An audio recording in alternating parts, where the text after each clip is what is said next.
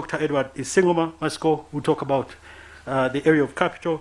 And then we'll have one opportunities, particularly on markets, which will be from Dr. Joseph Muvala. Each of those will take no more than 10 minutes, Your Excellency. Then we'll go into a discussion which will be led by you after you will have been invited by the Prime Minister. But before the Prime Minister, very quickly, the Honorable Minister of Finance will also say something, and the PSST will invite the Minister of Finance before we go to the Prime Minister and then to your remarks, Your Excellency. Thank you, Your Excellency. I would now like to invite the Vice Chairman of PCF, Mr. Emmanuel Katongole, to make some opening remarks.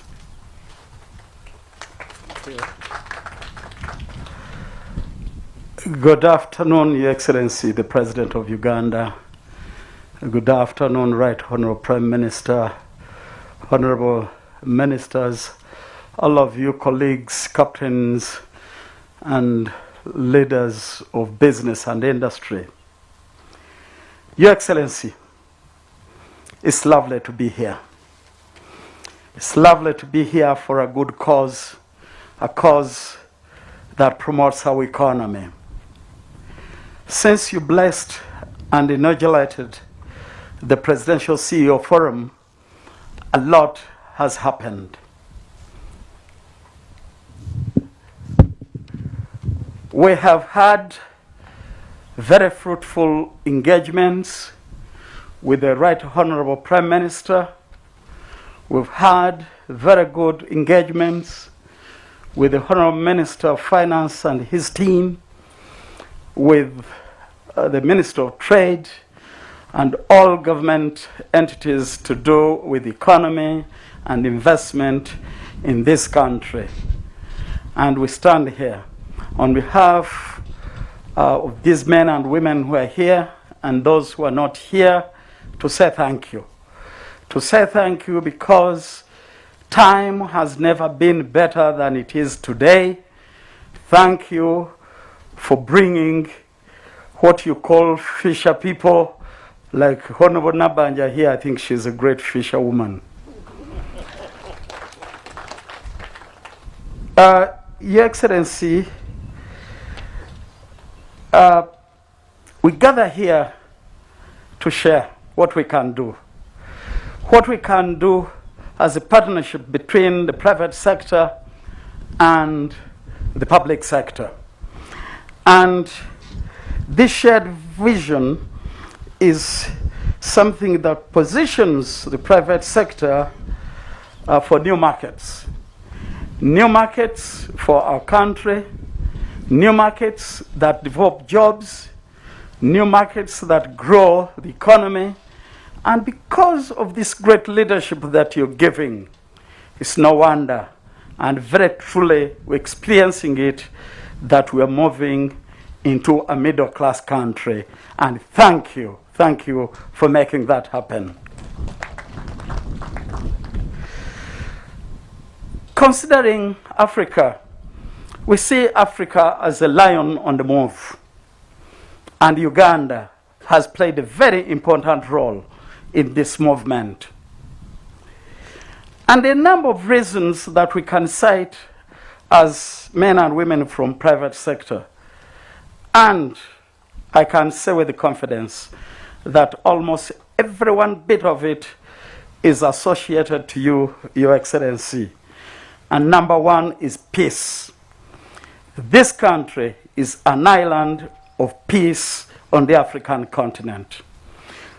We're not only an island of peace, but we are a peacemaker in the region, and thank you for that vision, Your Excellency. We've started exploiting our natural resources.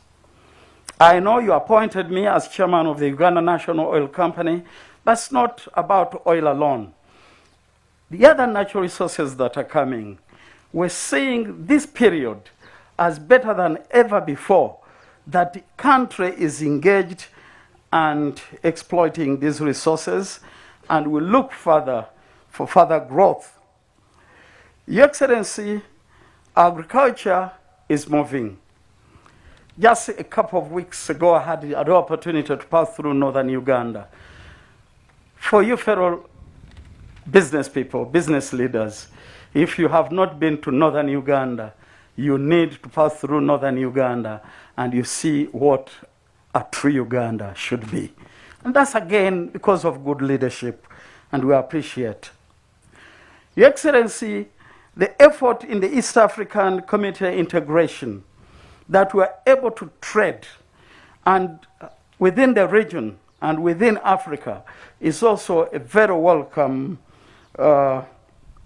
venture. We very well know that probably Africa gets about $70 billion in aid, but increasing intra-African trade by a mere 2% would wipe out the need of aid. And in this case, Your Excellency, we request that aid should always be good if and only if it makes future aid unnecessary, so that we do the things by ourselves. Your Excellency, we've created a middle class. Yes, there are pockets of poverty, but every country has got poor people, and they will always exist.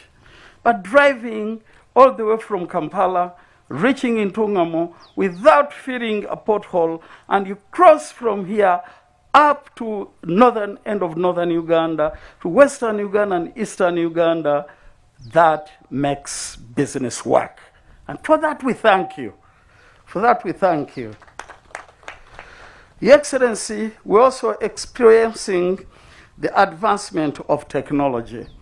Technology that we are able to start doing stuff by ourselves as private sector.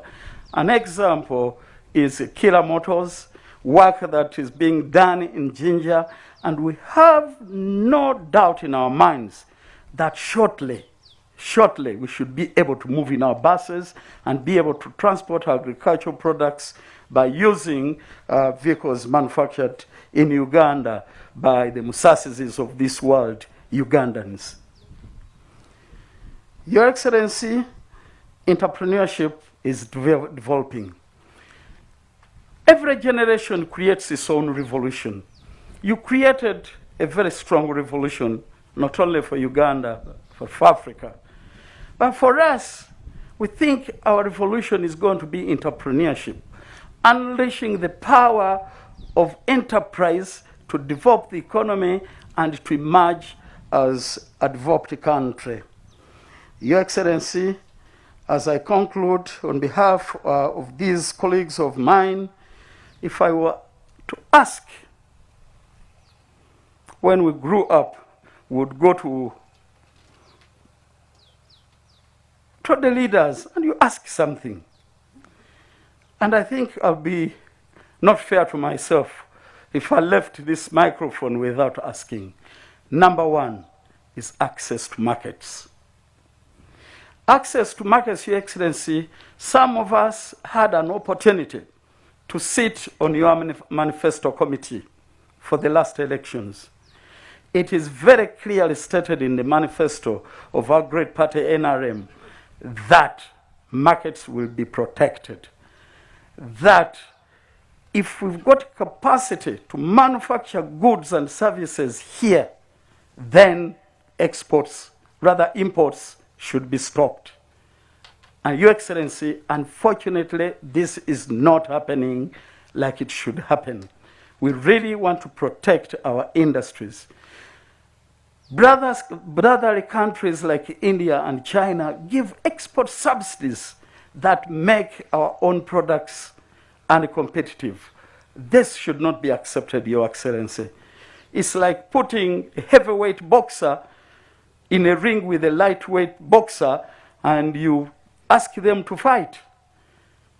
The late President Nyerere will call that murder.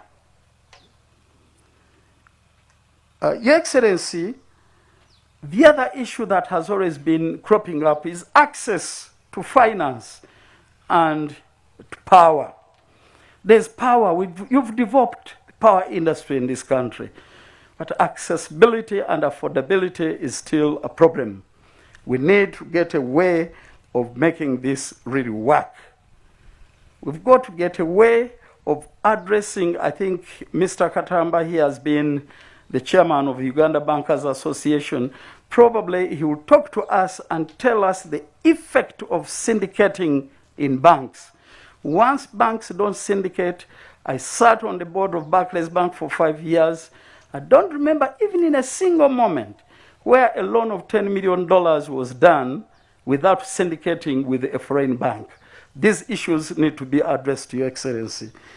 And finally, Your Excellency, I want once again to say thank you. Thank you for the leadership that you're giving.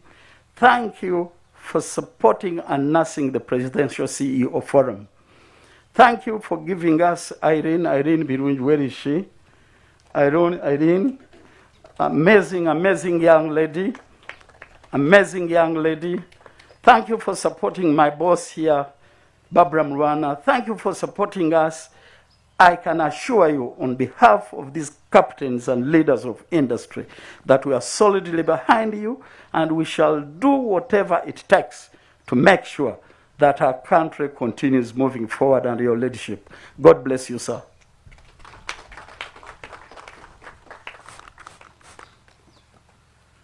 Thank you very much, Vice Chairman. Your Excellency, as I mentioned, that it will be the case, the next speakers will not take more than 10 minutes.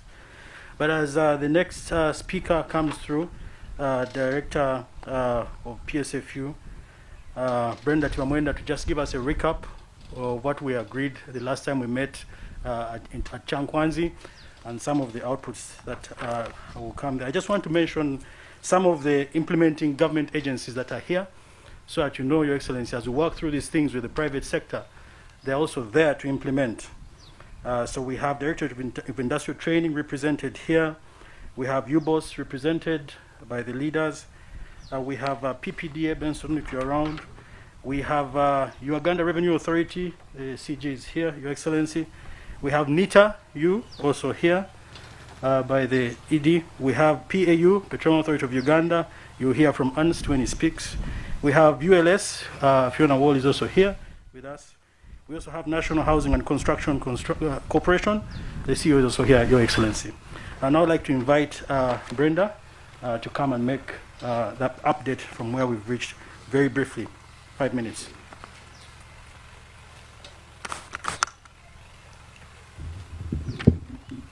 Thank you very much, Mr. Katamba.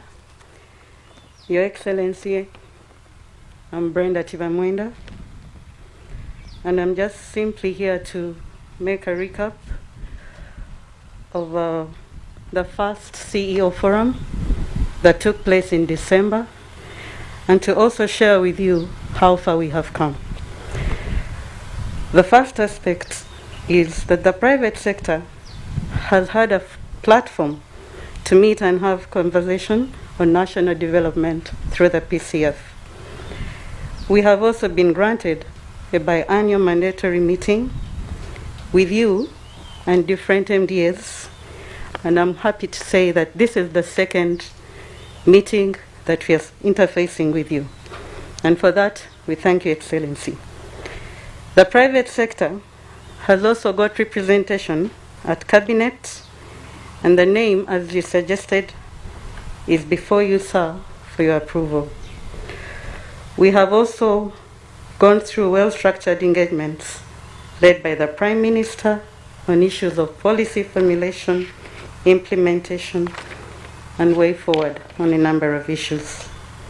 Since our establishment, the PCF was allocated a home at the Uganda Business Facility Center that is managed by the Ministry of Finance, Planning and Economic Development. We are also able to make a contribution to the national agenda through strategic interventions directly with the Ministry of Finance, Planning and Economic Development, Ministry of Trade, Industry and Cooperatives, and the Office of the Prime Minister.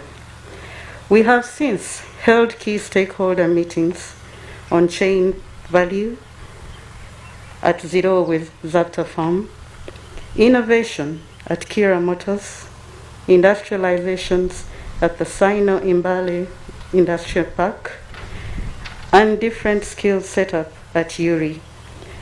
We have a delegates book, I think, which has been passed on to you, to show all this. Your Excellency, we thank you for your time. We thank you for engaging with us, and thank you for supporting us for God and my country. Thank you, Brenda. We'll now invite the chair of PCF, Ms. Barbara Mulwana, to make her remarks.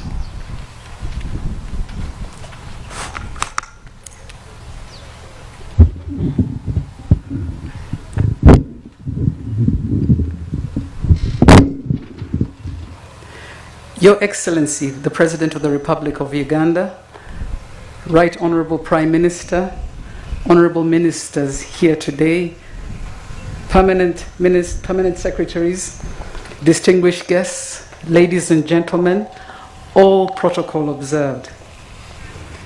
Good afternoon. Your Excellency, on behalf of the PCF, please accept our appreciation for accepting to host your CEOs here today despite your busy schedule. The success of PCF is only made possible due to your commitment to personally officiate these forums.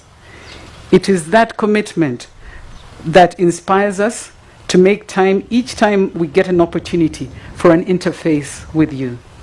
I speak for all of us here when we commit that the PCF will always be on standby to meet with you to advance the economic development of this country. I think we all agree. Correct. Ladies and gentlemen, before I start my delivery, allow me to start by reiterating our mission.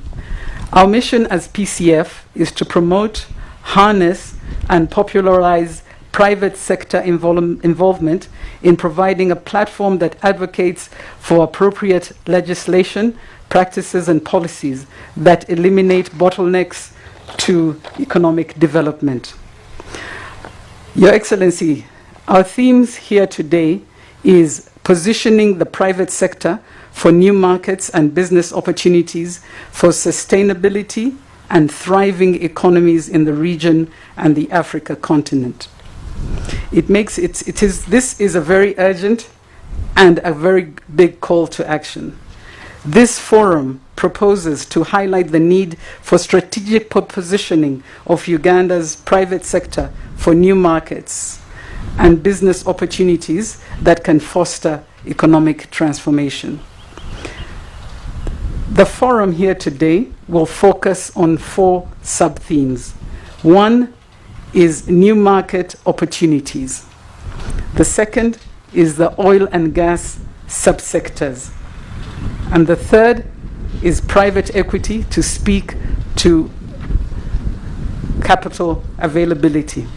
And then the other one is the Africa Continental Free Trade Area, which today we might not talk about. But we'll talk about those 3 because we do have the people to present from them.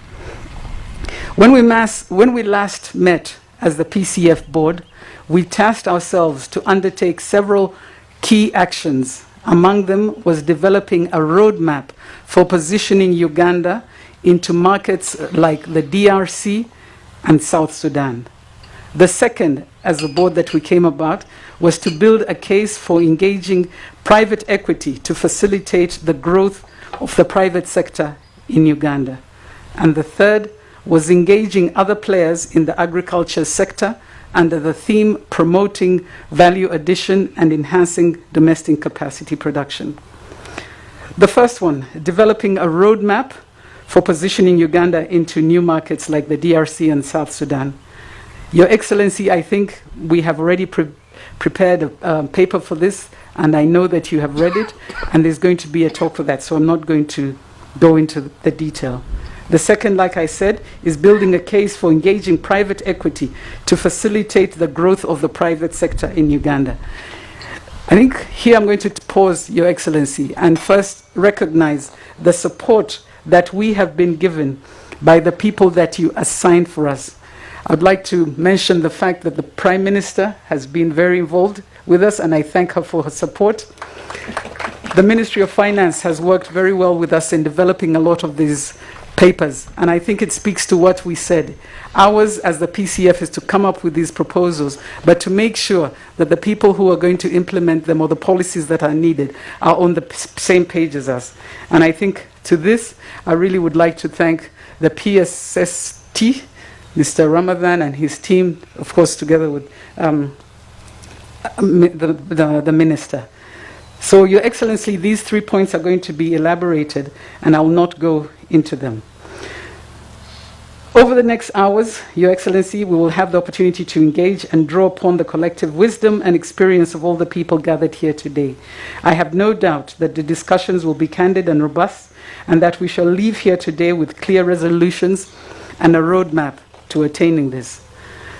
The last point that I would like to echo is the same point that Vice Chairman echoed, is that we'd like to thank you, Your Excellency, for giving us and appreciate the support that your office, through Irene Birungi, has been able to make this possible.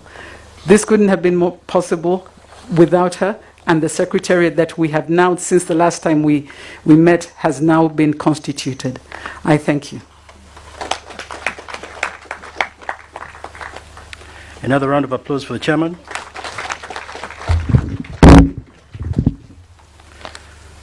Your Excellency, we're now going to the next phase of this meeting today, where we're going to have the 3 presentations which will form the basis for the conversation which we'll have with you. After those presentations, we'll have the protocol of the senior officials inviting you, and then we'll then go into listening to you and the discussion.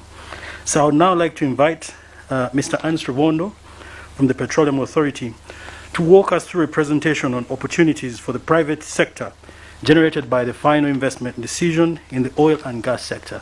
Thank you.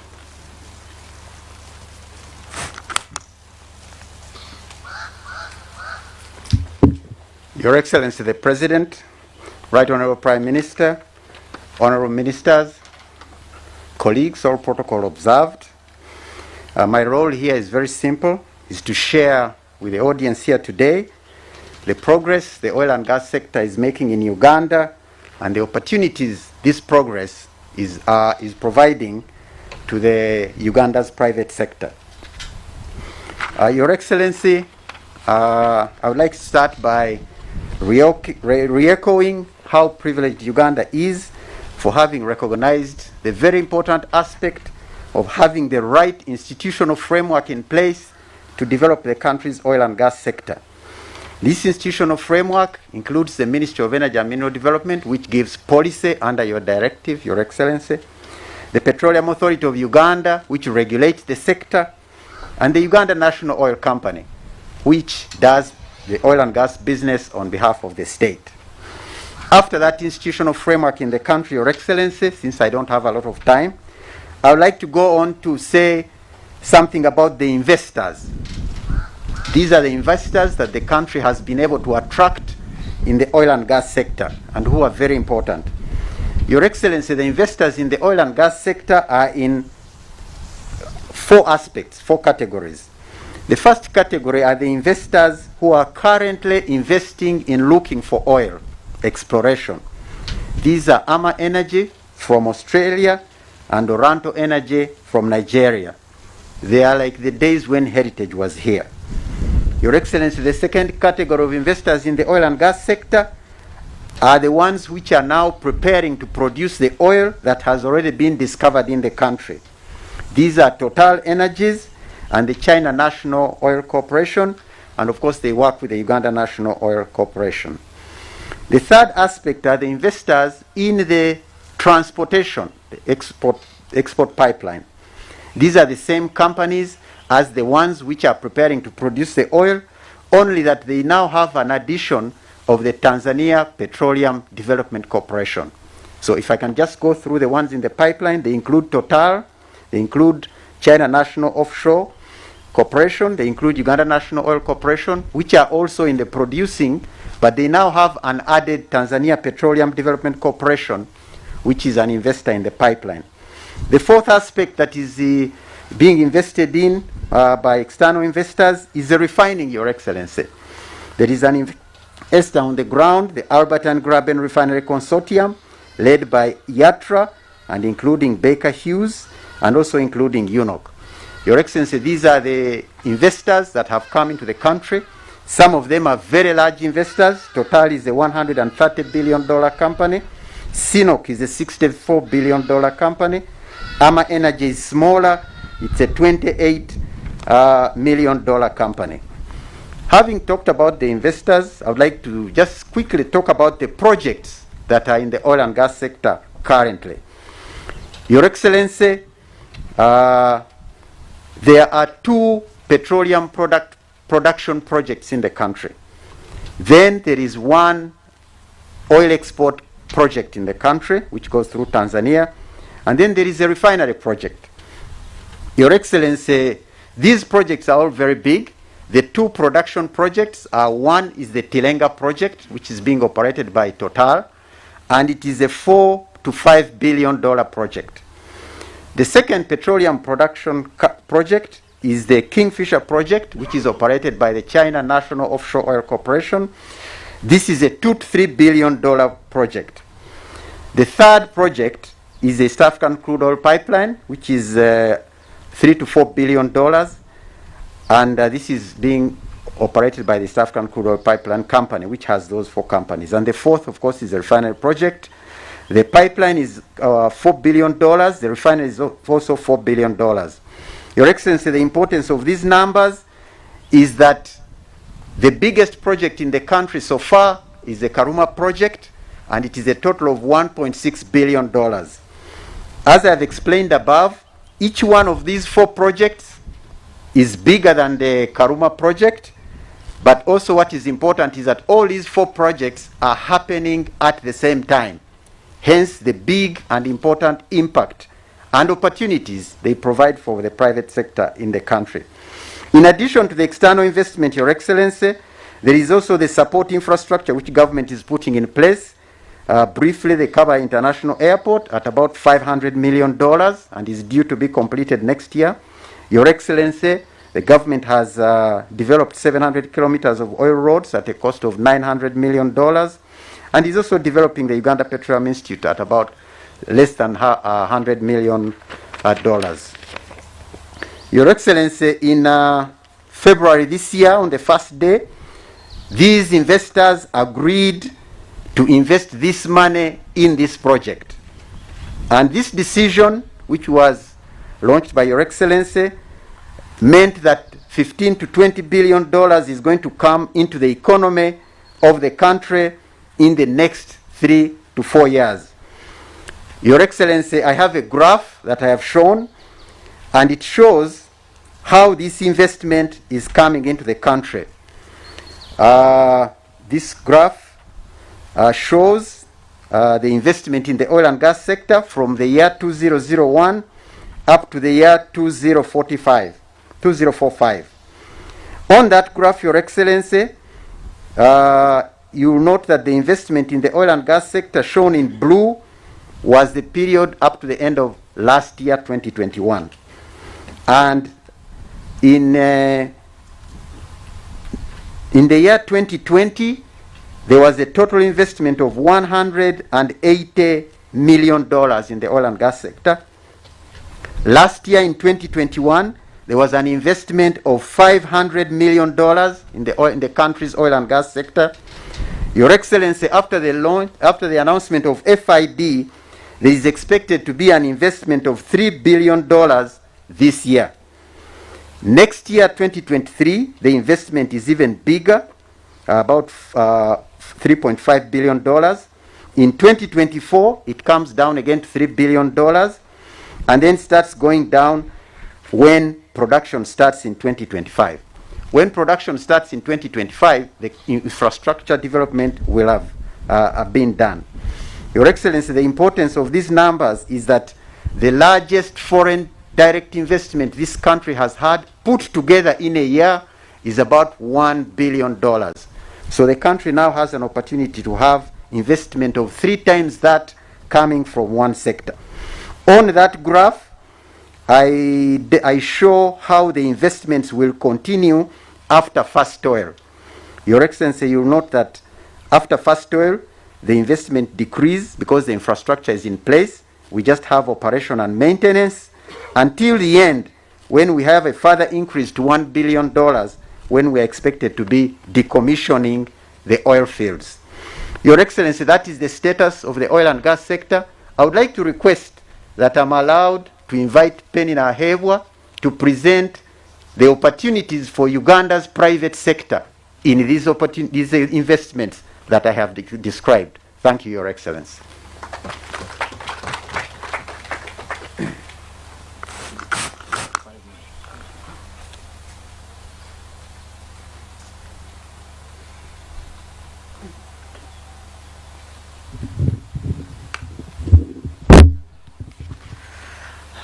Your Excellency, the Right Honorable Prime Minister, Honorable Ministers, all protocol observed. In the interest of time, my name is Penina Ahebwa, and I work with the Petroleum Authority of Uganda.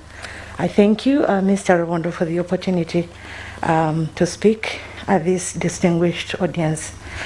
Before I go into the opportunities, Your Excellency, I wanted to highlight the objectives that we have as a country as far as participation of Ugandans is concerned in the oil and gas sector.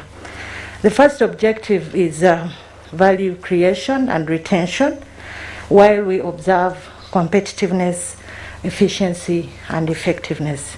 And so we are not doing protectionism, but promotion, bearing in mind we need to have efficiency, effectiveness, and competitiveness. The other objective is human capital development, to make sure within the next 15 or 10 years we are able to do most of the things and we have less expatriates in the country. The third objective is developing the competitiveness of Ugandan enterprises and Ugandans. And so within our regulatory framework, we have defined national content to mean value added or created within the Ugandan economy. And so the focus is mainly on value and less on ownership. Your Excellency, I must report that the regulatory framework, institutional and policy framework that we require to achieve those objectives are in place. And actually, that regulatory framework ring-fences around 16 categories of goods and services for Ugandans. Your Excellency, as the regulator, there is so much that we are doing because we are enabled by the regulatory framework. But in the interest of time, I'll just highlight a few. We monitor the recruitment and deployment of expatriates by insisting that the oil companies have got to search the Ugandan labor market first, but also look onto our national oil and gas talent register. We also, where we know we do not have the skills, we require that every expatriate has got to have a nationalization plan attached to that position they are occupying, so that within the next 2 years, that position is taken over by a Ugandan. We look after the procurement processes, and we have a tool where all Ugandans and everyone interested in participating in the sector is required to register on the National Supplier Database. So we have visibility of what kind of capacity we have in the country. And so we prioritize, we make sure Ugandans are prioritized in the procurement processes, but also the joint ventures in which Ugandans are participating. And where we are not able to provide the service, we insist that some scopes that we can do are subcontracted to Ugandans.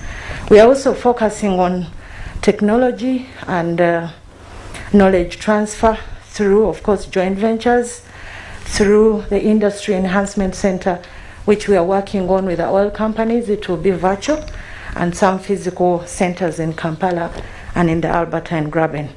We are also working towards ensuring the fabrication that can be done in the country is done here, and we are also ensuring that the scopes that are being done by foreigners, they come down here in Uganda and set base and do them from within Uganda, what we call domiciliation.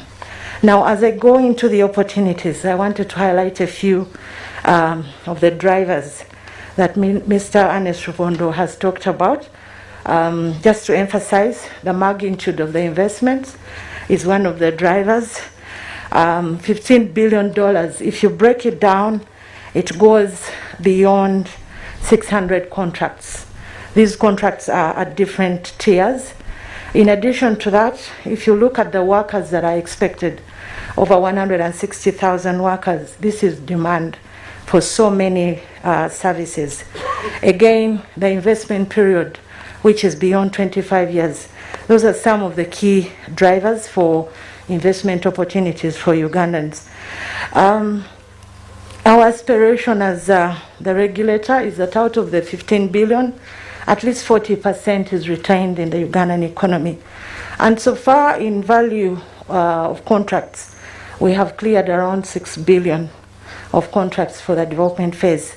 And 2 billion, I'm happy to say, close to 2 billion of those contracts have gone to Ugandans at different levels.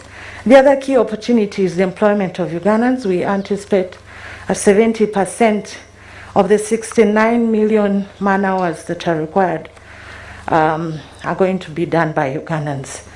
The other one are the training opportunities. There are quite many, but as of now, there is commitment over $20 million for training and skilling Ugandans.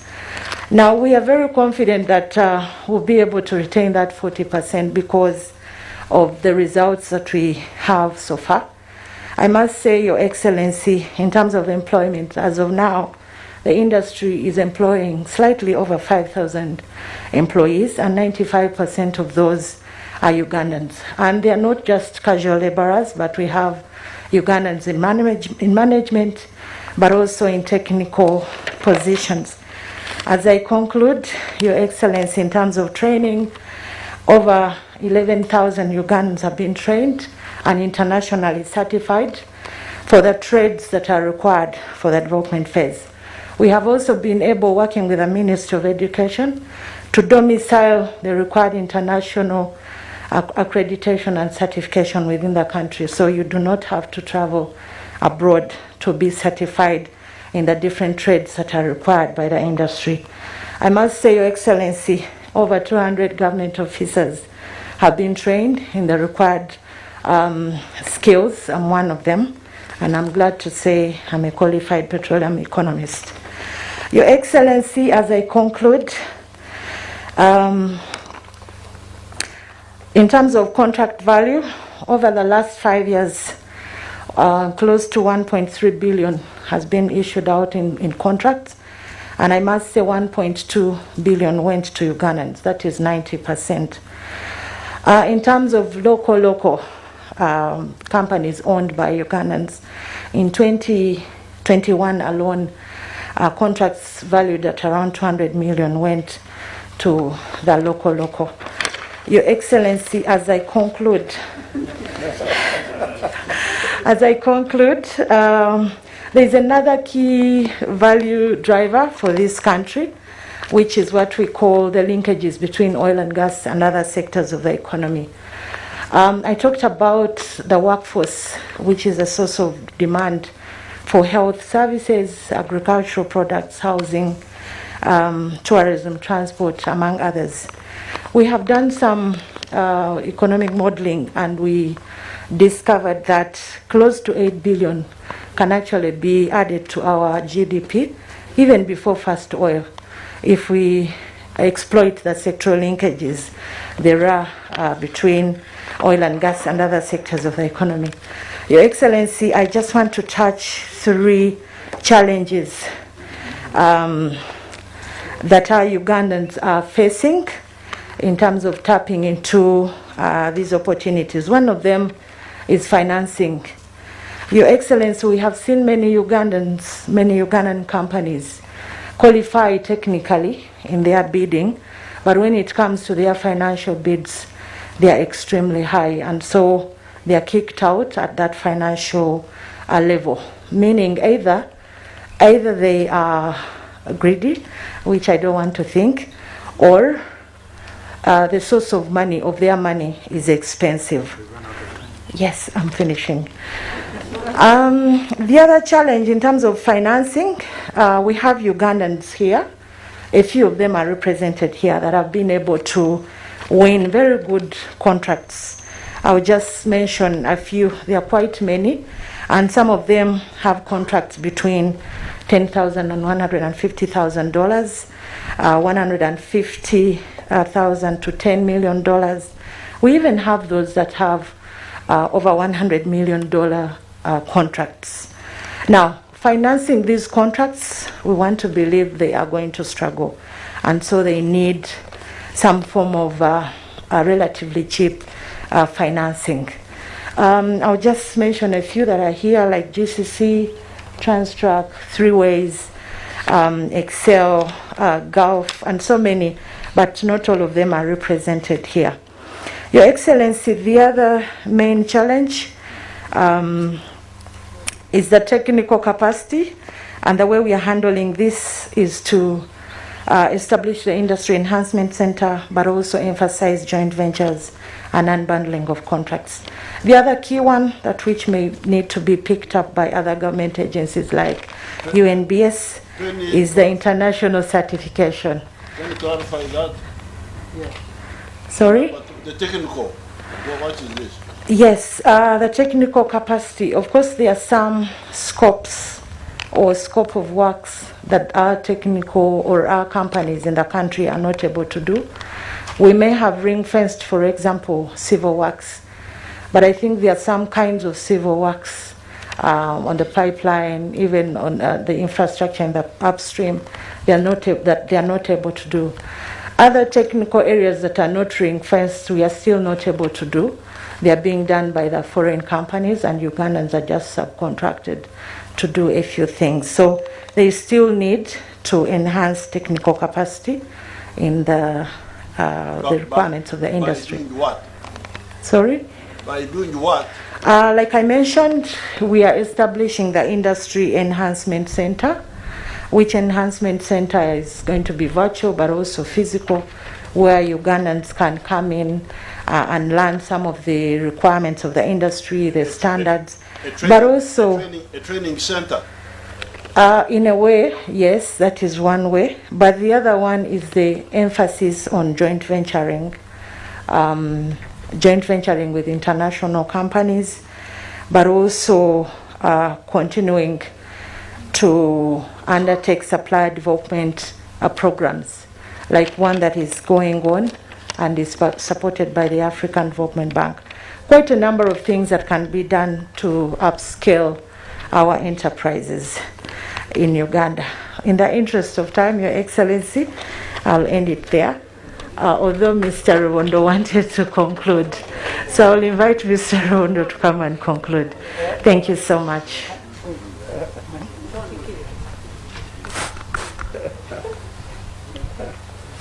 Sorry for taking more time than allotted. Your Excellency, my conclusion was small, was just to say that the benefits of Uganda from the oil and gas sector are largely in three categories, as we have seen. The first one, which everybody knows, are the revenues which are expected to accrue to the country when production starts, and that's between $1 to $2 billion a year. The second one are the opportunities that are coming from these investments that are being made before the oil comes out of the ground. And as Penina has said, out of the 15 billion that is expected to be invested, the plan and the effort is to have 40% of that spent in the Ugandan economy. If you bear in mind that money and also the skills development it does to the enterprises, that is certainly a very big investment. The third one is the opportunity for the oil and gas sector to be linked to other sectors of the economy. The studies that have been done so far, as she said, show that this could bring or add $8 billion to Uganda's economy. So those three aspects are the opportunities for Uganda to benefit from its oil and gas sector. Your Excellency, that's what I wanted to summarize with. Thank you very much once again.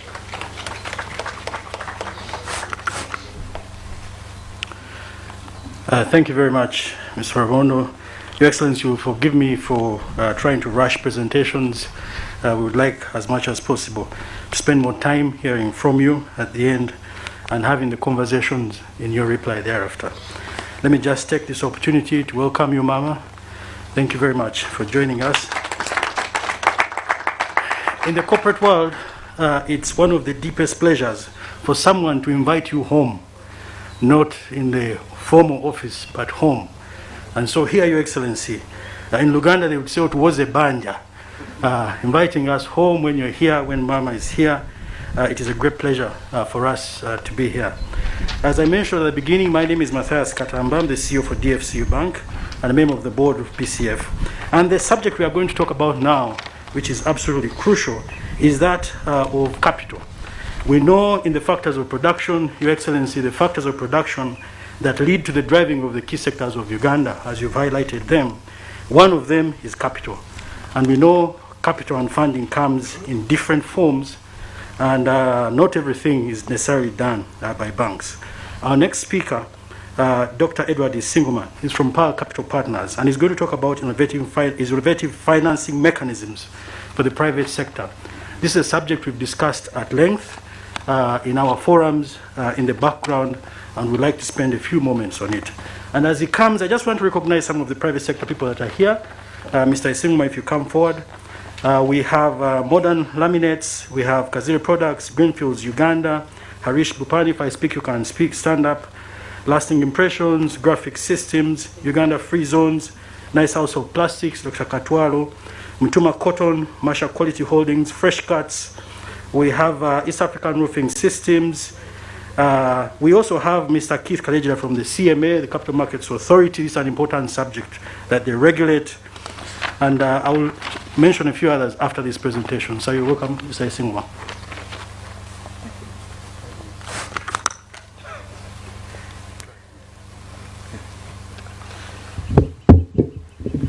Your Excellency, the President of Uganda, Ma'am, and Right Honorable Prime Minister, and Honorable Minister of Finance, thank you so much for gracing this occasion. It's a great honor to stand before you and talk about this one topic I love so much, which is private equity or private capital as an alternative source of financing for the private sector. In the interest of time, I will try and be as brisk as I can be, maybe 8 or 10 minutes, but yes, I'll try and summarize and share the message, which is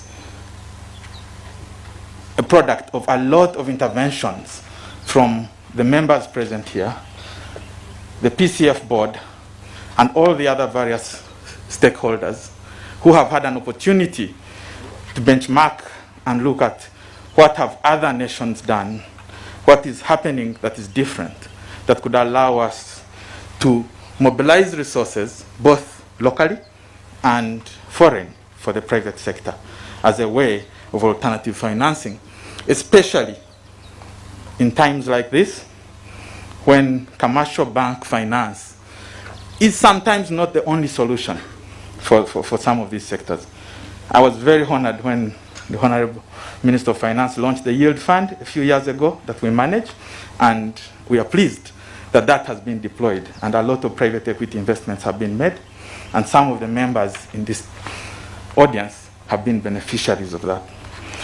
So, in this short presentation, I will concentrate on what are some of the required reforms or implementations that we believe the private sector would very much appreciate if the public sector was to support, so that we are able to have an enabling environment for the private capital market to be successful.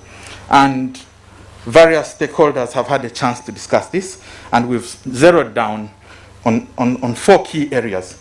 But I will, as part of this presentation, share aspects around those 4 key areas, which is the registration framework around the URSB role, which is the taxation framework, and the long-term domestic capital fundraisers or enabling factors, and as well as the capacity building and technical assistance support, as some of the previous speakers have already mentioned. As part of this, I will share some case studies and some background to private equity as a form of capital for the private sector.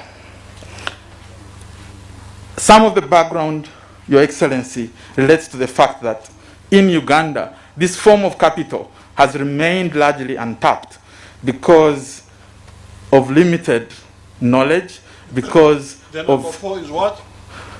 largely the, No, hold on. Registration? yes, the four aspects are around Hold on. Taxation?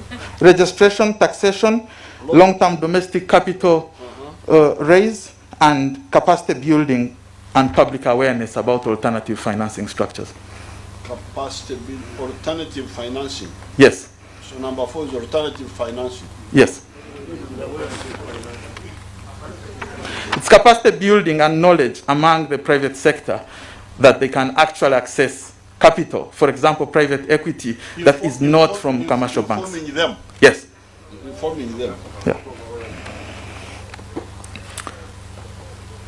In terms of background, Your Excellency, we do and have been, as Pearl Capital, the only licensed private equity firm over the last 12, 13 years in this country. We've been in operation for 18 years, and that has been more of, or we've had an opportunity to perform or deliver private equity alternative solutions for the agribusiness sector, because Pearl Capital Partners is an agri-focused fund management business. We believe it's time now, with all the learnings and the lessons done, that this can be replicated, not only for the agribusiness sector, but also for other key sectors like the health sector, like the energy sector earlier on mentioned, like the education sector as well. So we think it's time that what some of the other jurisdictions have done, like Mauritius, Luxembourg, to attract private capital from various foundations, family offices, DFIs, through providing an enabling environment, there are some of low-hanging fruits that we could do to be able to implement a system that would allow us attract some of this capital to this country. And that, we believe, would be a good alternative capital source for the private sector. Very important, because some of this private equity capital is patient, is long-term, but also, in some cases, is not only looking at financial returns, it's also looking at social impact. For example, when we make agriculture investments, we are looking at how much are the farmers earning, how are the farmers involved, can the farmers have some equity in some of these SMEs. The second critical message in my presentation, Your Excellency, is the fact that in terms of numbers, Africa in total receives about $4.5 billion in the form of private equity capital capital money coming in annually. But of that, East Africa gets only about 20% of that. But of that, about $500 million of capital coming to East Africa annually, only about $123 million does end up in Uganda in form of private equity capital.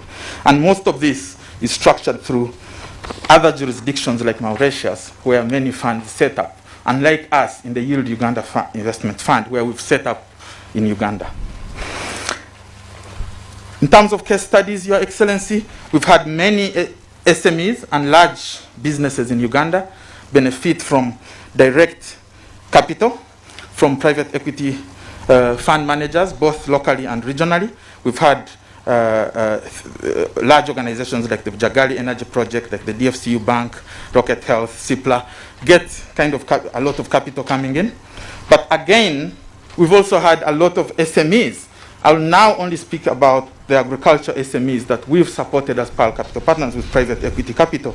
I'm sure you've heard of names like Binzika Poultry International, that we were the first investors of. You've had organizations like Fika Seeds. You've had organizations like KK Foods, which is, I think, represented in this room. You've also heard of organizations like Clark Farm in Fort Portal that we've supported. You've had organizations like Naseko, Sekaja Agro Farms, Pura Organics, and many others in the agriculture business sector that we've supported with private equity. Many of these businesses are excitedly proud of the fact that they were able to access alternative private equity finance, which does not grow. Even when the pandemic was there, even when some of them struggled, they did not only get support beyond just the money in terms of BDS and technical assistance, but they were also able to get sleepful nights, not worrying about the accumulation of debt on their balances, on their balance sheets. Your Excellency, as I finalize, I will be very keen to, I've already mentioned some of the enabling reforms that we could be very pleased to see in the private, from the public sector and support, but I'll be very keen to talk about a little bit about the benefits of some of these reforms. What this would mean for the private sector is the fact that for Uganda, would be able to position the country as a key financial hub, for, not only for Uganda, but also for the region. Why should people set up funds in Mauritius to invest here in Kenya and not come and set them up here? Two, we believe the SMEs that benefit from these investments are going to create a lot of value in terms of youth and women and employments and industrialization. That is a key feature of some of your recent interventions over the years.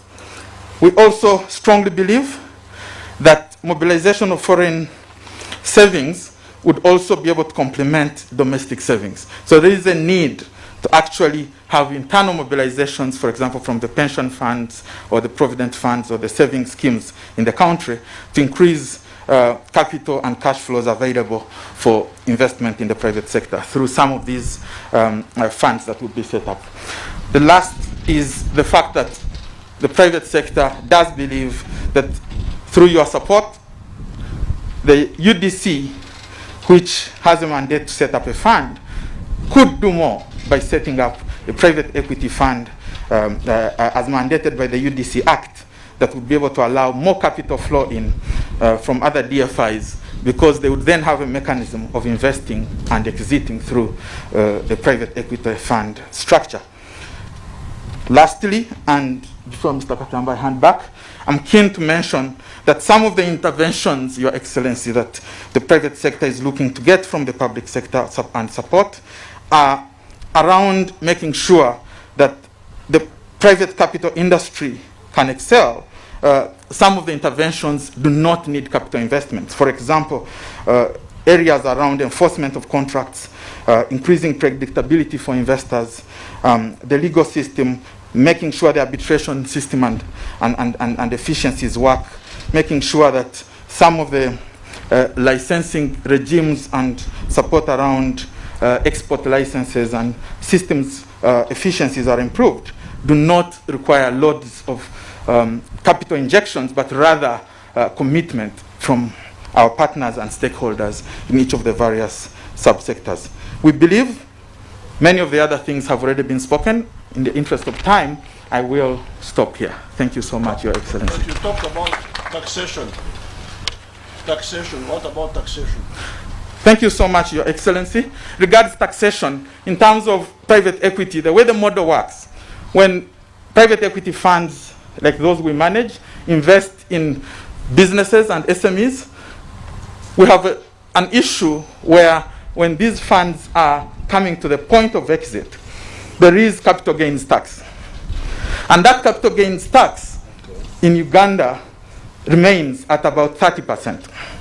We strongly believe this has been a disincentive for some of the funds to even come and domicile here, because they go to Mauritius, where, for example, capital gains tax is zero. I've got it. Thank you. Thank you so much, Your Excellency.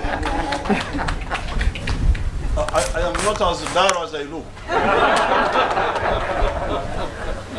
Your Excellency, Let me come back. That's what let me come back. so we will take a break, Your Excellency, Very good. as we give you a moment. Maybe we can have a musical interlude. Very good. Yeah. Can we have a musical interlude?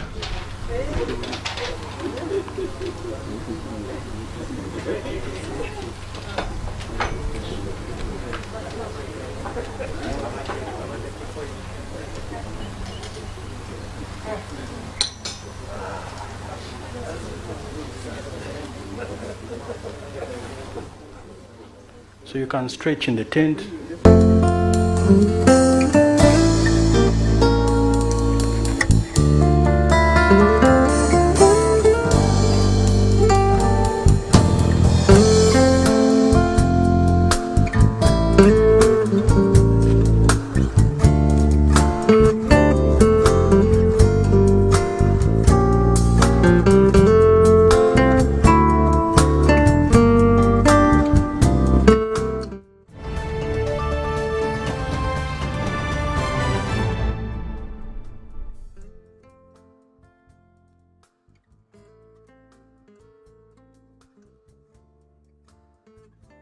Pick of the day on UBC.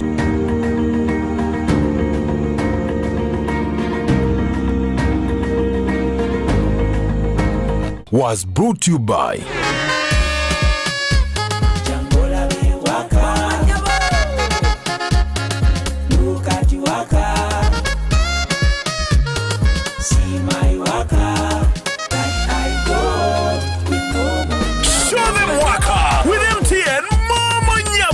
Simply deposit 20K or more on your mobile money for a chance to win 3 Toyota Succeeds and money to 2,000 lucky winners every week. We're giving away 24 cars and over 2 billion shillings of mobile money.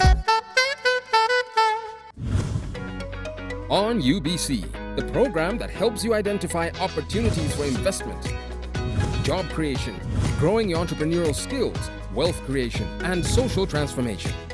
We have a product that is ready for schools, supermarkets.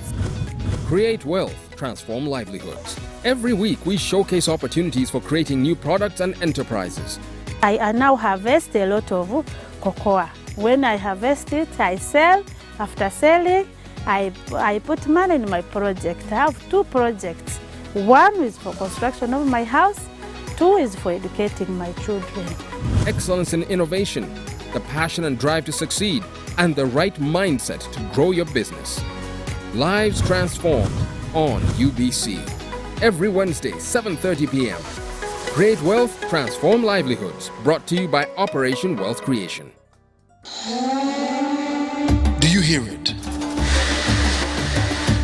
Do you see it? In Uganda, Tanzania. That's the sound of business in a developing economy.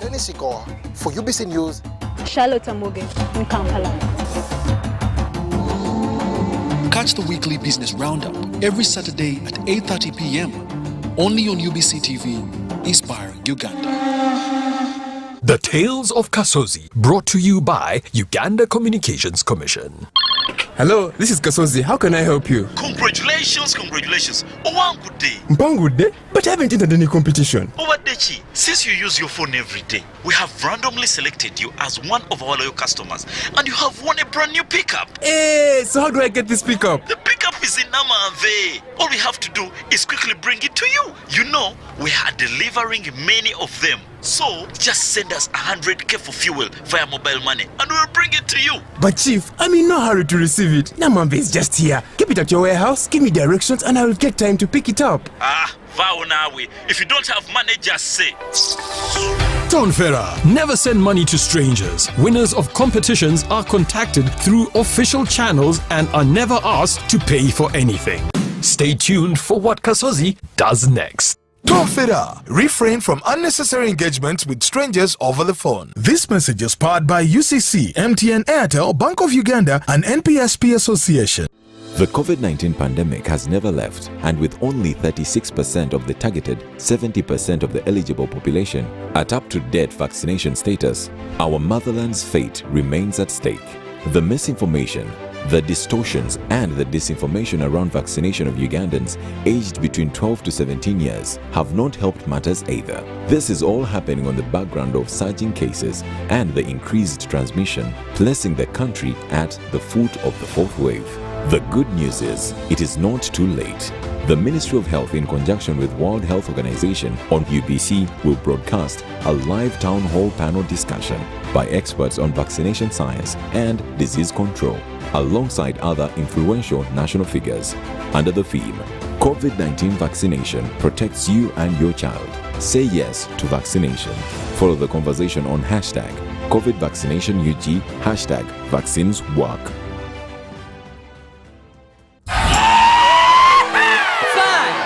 Flavor. When we're together, the vibe is pretty alright. Our taste is pretty awesome. We are Uganda's #1 fruity refreshment. Enjoy Mirinda Fruity, Uganda's #1 fruity refreshment. It's no secret that ICT makes learning easy. The strides made in our field could not be possible without it.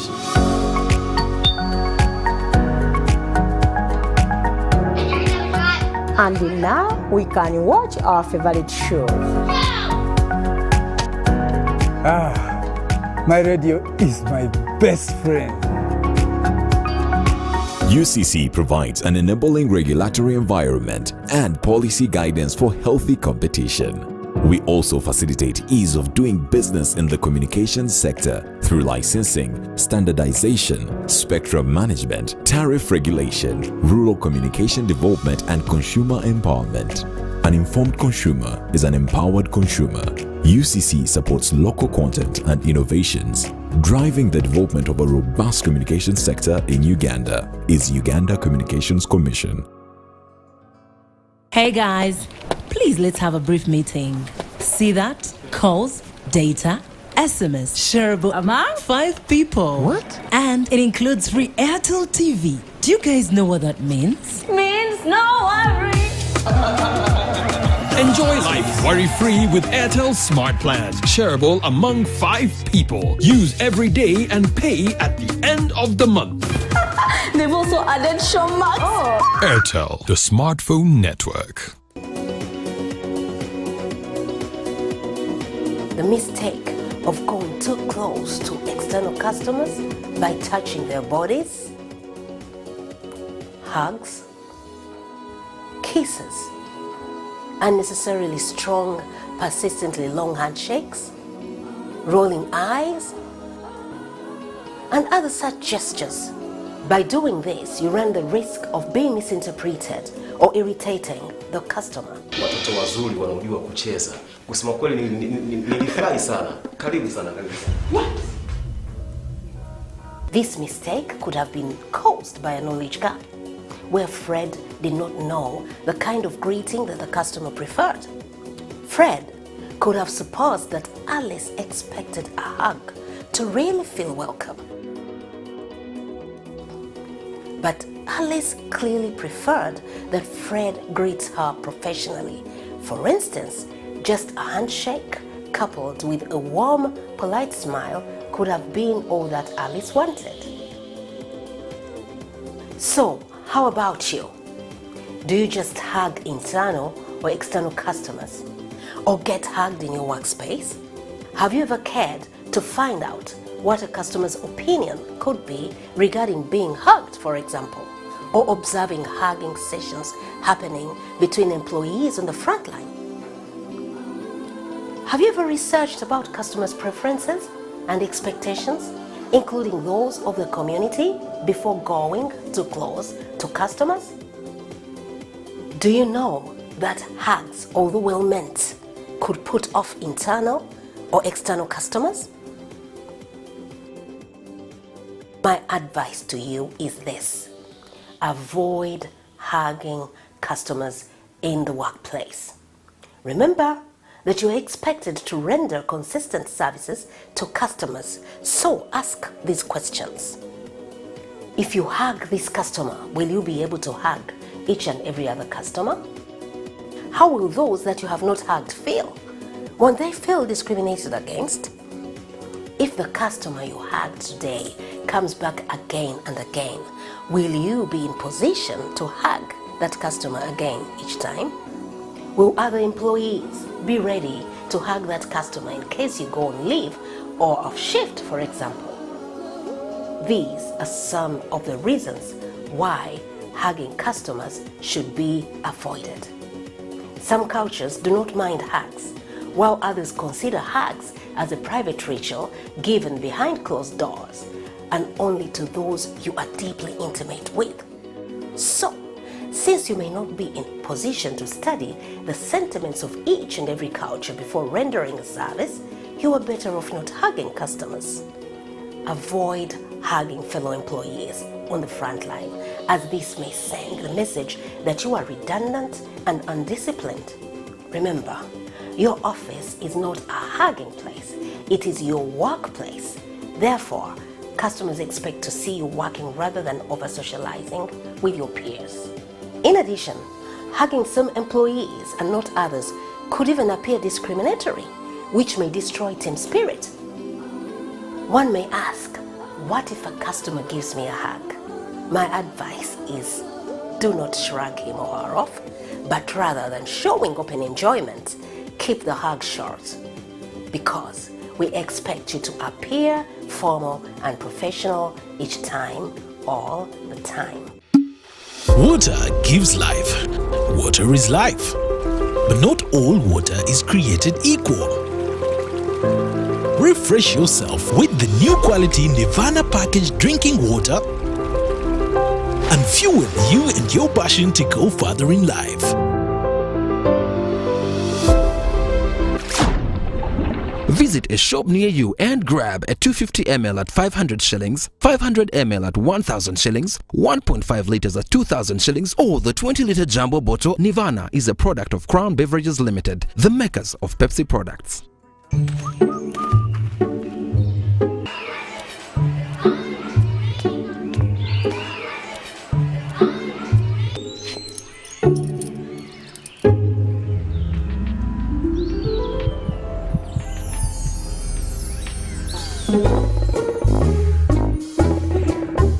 Leaders who care create a good learning environment. Because a good school equals a better life. Raising voices.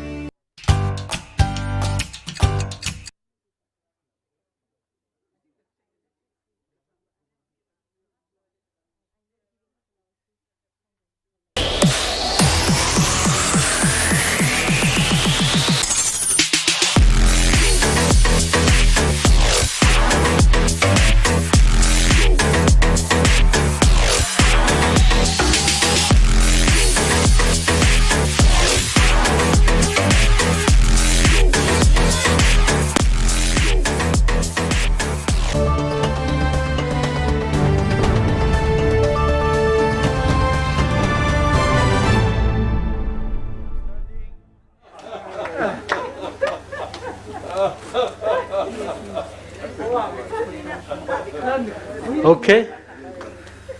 Happy birthday to you.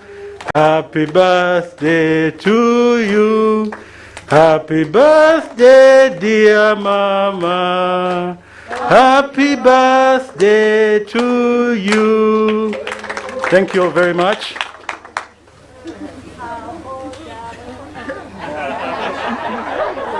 Your Excellency, we wanted to beg your indulgence to do that since we are at home. Thank you very much. And thank you, Mama, for allowing us to do that. Your Excellency, we have one more presentation before we come into your address. Your address will then form the conversation. And I would like to invite Dr. Joseph Muvawala to come and speak to us. After that, there will be a post-presentation remark for 2 or 3 minutes from Dr. Ruth. But first, as Dr. Muvawala comes, I just wanted to acknowledge some of the other private sector and public sector people here. We have Uganda Bati, you can just stand up. We have Paragon Hospital, we have Zabta, we have Cheers, Ms. Julian Dieri, doctor. We have, I've already spoken about ICAMEC, Nora Kagwa, thank you very much. We have UCMP, we have Casita, we have Ketra Investments, we have Sparkles Saloons, we have Jack and Global Supplies, we have Mr. Alan Katwalo from Uganda Batteries, we have Mr. Agria Shaba from GCC Uganda, we have Ron Kawamala from Jumia East Africa, and we also have Jim Kaweho from Madvani Group. Your Excellency, I'll now invite Dr. Muvala to take us through a presentation on opportunities for the private sector in new markets. New markets, this is an area which is important to Your Excellency. But particular areas such as the DRC, we know you're making lots of headway into the DRC. We need to follow that up with the private sector opportunities. And also South Sudan and Africa, Free Continental Trade Area. Dr. Muvala, please.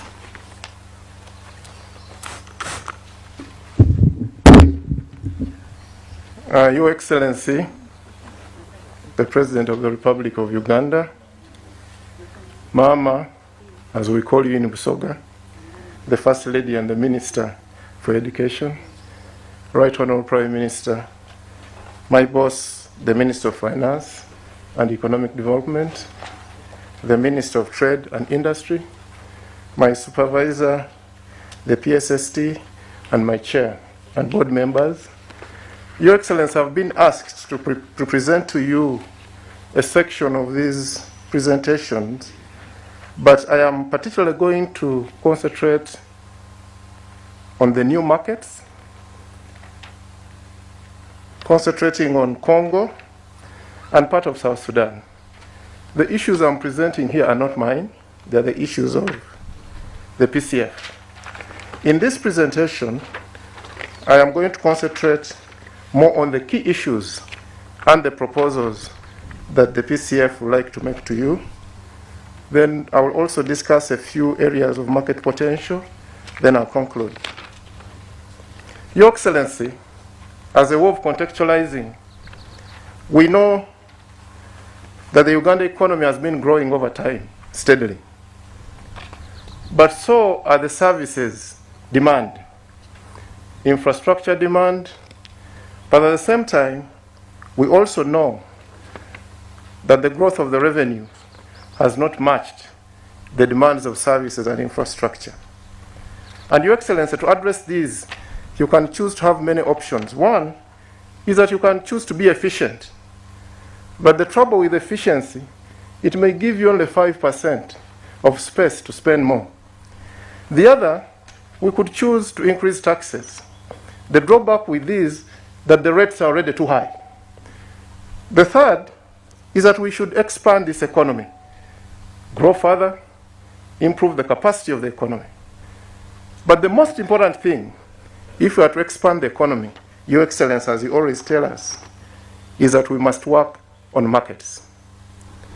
Using your ideology of the NRM, of Pan-Africanism, integration, to expand our markets. Today, I am concentrating on the DRC market, and I'm presenting to you the issues as presented by the private sector. And there are 5 issues. 1, security. 2, infrastructure, which is road, air, water, and power. 3 are the delays and costs due to border checks. 4 is a limited leverage on ICT and digital technology. And 5, inadequate markets for Uganda's products. Your Excellency, issue number 1. The issue goes as follows. 1, insecurity and perceived insecurity deter the private sector from exporting directly to DRC, forcing reliance on Congolese traders traveling to Kampala. What is the proposal of the PFC with regard to security? 1, we propose that we establish a sovereign export credit agency under the Ministry of Finance to provide export insurance to mitigate the market risk. Number 2, we also propose that we allocate funds for trade security to support businesses moving in convoy with the UPDF. Number 3, we also propose to develop a special export incentives for the companies that export into DRC, such as relaxation on taxes.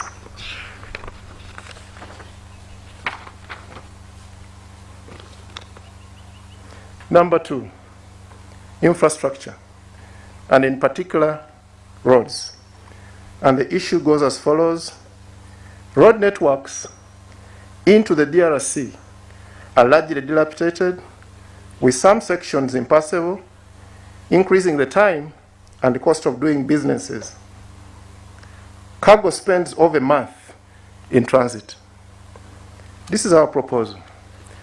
Like you have already started, Your Excellence, we propose we upgrade close to 866 kilometers, Fort Portal Kisangani Road, to a highway with toll earning returns. Number 2, working with the DRC, we propose the construction of the following roads: Bukavu Goma, Rutashwaru, Butevo, Beni, Bunia to Kagazi. Number 2, Mpondwe to Beni, link to Beni, Butevo, and Dunia Market. The third is Nebi Goli, Muhanga, Buni, Mahagi, linking Bunia Market. I thank you, Excellency. Then Bunagana, Rutasheru Road to Goma. Yes. Okay. Oh, the Rusoga in me is taking over the pronunciation. Kishenyi Bunia and Mahaji ports. Then in the long term, we should also prioritize the building of the standard gauge rail.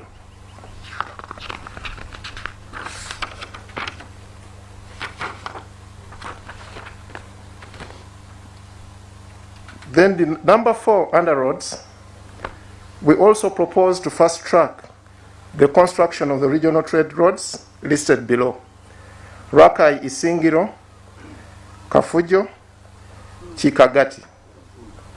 Then Koboko, Yumbe, Moyo, Nambuli Kona, Nabumali Kona, Butaleja, Namtumba. Then Rukungiri, Ishasha.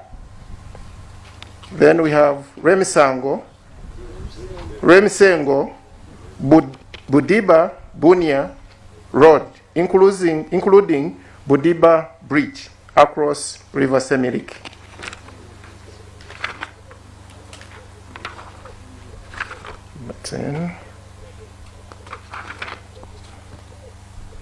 On power, Your Excellency, Uganda's power generation is set to exceed demand.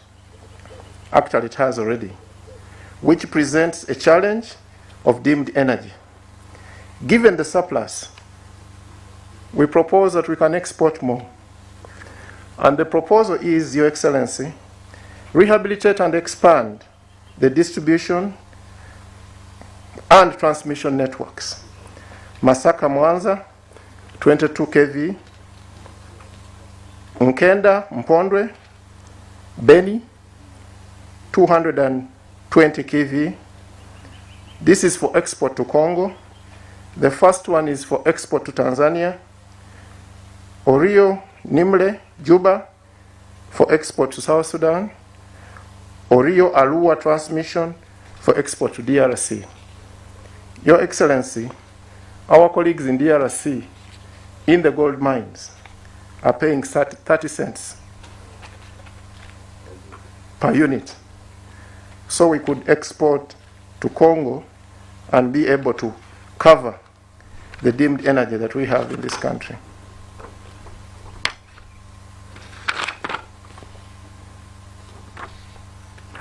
The other issue, Your Excellency, is the issue of inadequate air infrastructure to transport perishable products such as food items like milk, meat, and vegetables.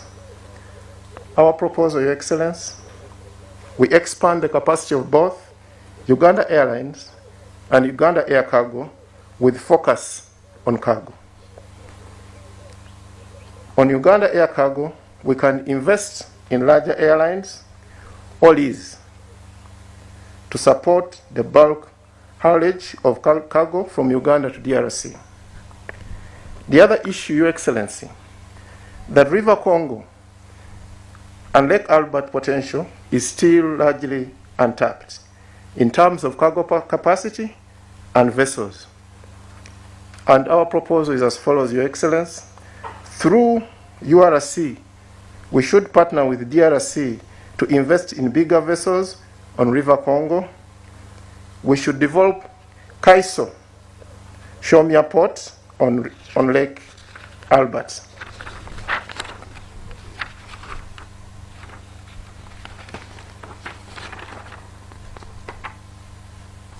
The other issue, Your Excellency, that trade into DRC is currently dominated by traders from Congo who travel to Kampala for what they need, with access of items from China and Kenya at the expense of Ugandan products. The proposals, Your Excellency, the construction of border infrastructure through PPPs as follows: warehouses, border markets, one-stop border posts, support services such as banks and internet.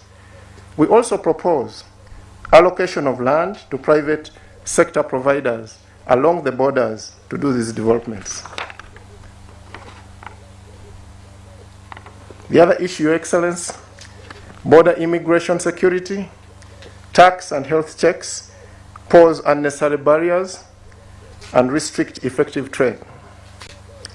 Proposal: formalize bilateral agreements between Uganda and DRC, Tanzania and South Sudan to mutually move visa entry and other border restrictions. Prioritize security along the major routes and near crossing points in the short term. The other issue, Your Excellency, is DRC is heavily underserved by communication technology.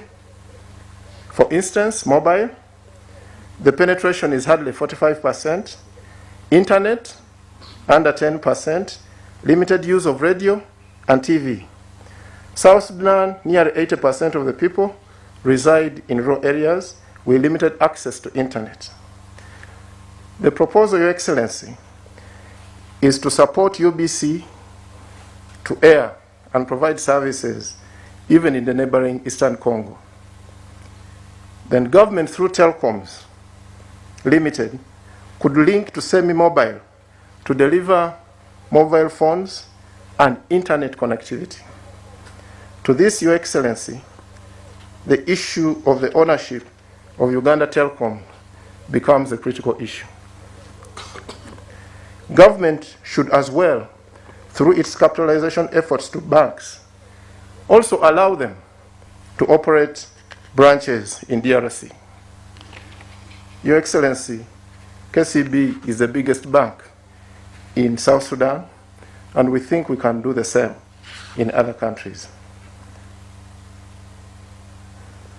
The last one, Your Excellency, regarding products. Uganda should prioritize several products and services for export. However, there's still inadequate market, and Congo, South Sudan, and others could solve this for us. Engage in bilateral arrangements with DRC, Your Excellency.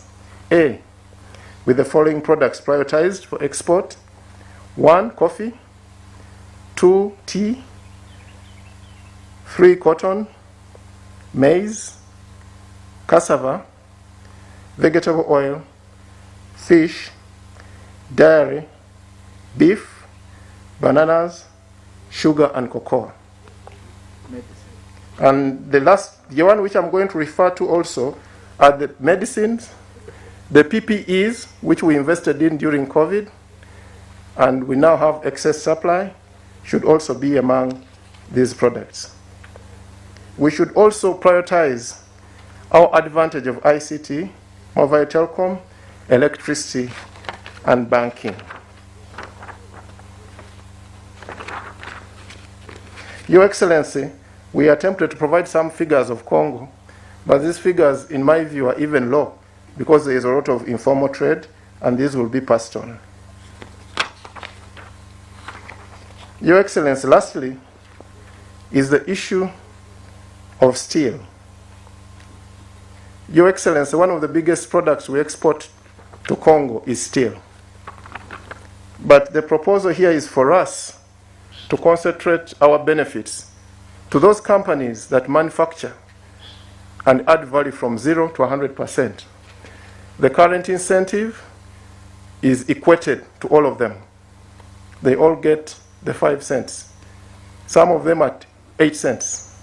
So we think that this incentive should be targeted more to those producers in steel who add 100% value. I thank Your Excellency. I know that the detail of this presentation has been passed on to you, and I thank you, PCF, and my chair for allowing me to present on your behalf. Thank you very much. Thank you very much, Dr. Mvala. Please give me another round of applause. I know we've asked for many things, Your Excellency, but that's what it takes to make a deep impact there. Your Excellency, I'd also like to recognize the presence of the Permanent Secretary in the Ministry of Trade and Industry, Ms. Geraldine Sally. Thank you very much. I'd like to recognize the Chairman of Uganda Manufacturers Association, Mr. Deo Kayemba, Private Sector Foundation, Executive Director, Mr. Stephen Asimwe, CEO of Next Media, Mr. Ken Kalisa, and CEO of NTV, Mr. Johnson Omolo. Your Excellency, this was the last of the presentations before we go into the protocol to invite you, which will start with the PSST. But before we do that, I wanted to invite Dr. Ruth B. Nzika to just make a 2-point submission on the subject of Congo before I invite the PSST. 2 minutes. Okay. Thank you very much, Your Excellency. Your Excellency, you have been promoting trade within the region, the African Continental Free Trade Area and EAC. And I know what normally gives you a headache all the time is Casita. You always say Casita even when, and they are here, Your Excellency, the Chairman and the CEO. So as PCF, when we are thinking, we said, what can you do for Casita? Your Excellency, we made a survey and we talked to companies, a number of companies that manufacture. About 60% will go ahead to trade across borders. And also, if you recommend Casita to become manufacturers, only 10% of Casita members are able to do that. And we have a game changer. We are proposing, why don't we turn Casita traders into traders of Ugandan goods across the borders? Your Excellency, if you do prioritize that, it will be the game changer. The reason why you go to Dubai and you find all these products across Africa, because these are agents, these are distributors. And if we have a special fund for traders who are saying, you want to go to Congo, you want to go to Brazzaville, we have a fund in the ministry. Your Excellency, being a distributor or an agent is very expensive. First of all, the company would ask you for advance. You want me to give you the iron sheets? You want my plastics? Put an advance to give you these things. They will tell you, bring a letter of credit if it is not an advance. They will tell you, do you have a warehouse? They will ask you, do you have the trucks? And all these issues are issues that make it hard for these companies, for the traders to go to those places. And when they go there, it is so hard for people to know. And we are requesting the following, Your Excellency. We are requesting that in your new planning, you set up a fund for transforming traders of imported products to traders of Ugandan manufactured products that are going to move across borders. And the reason why it should be very clear, because if it is coffee, if it is cotton, if it is flowers, fish, when you talk about exports, people know that. But now I'm looking at a typical trader.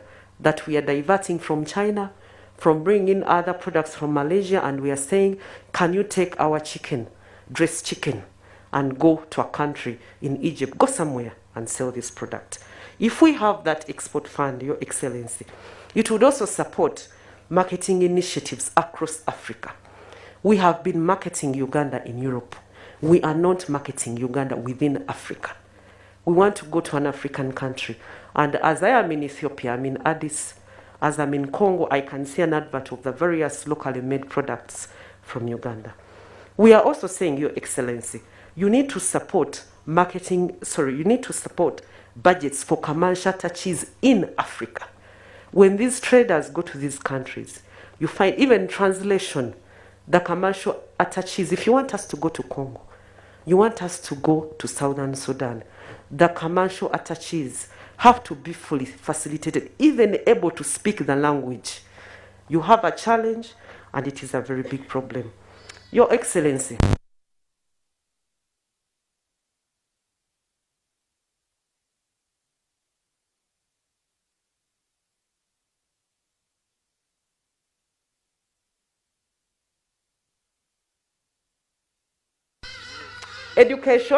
for education, now that Mama is there, we are also requesting that our pupils, graduates, are trained in the languages of Africa, Portuguese, Arabic, and it is a must. It can be at senior 4, senior 6 in vacation, and it is a must that you must speak a language of Africa.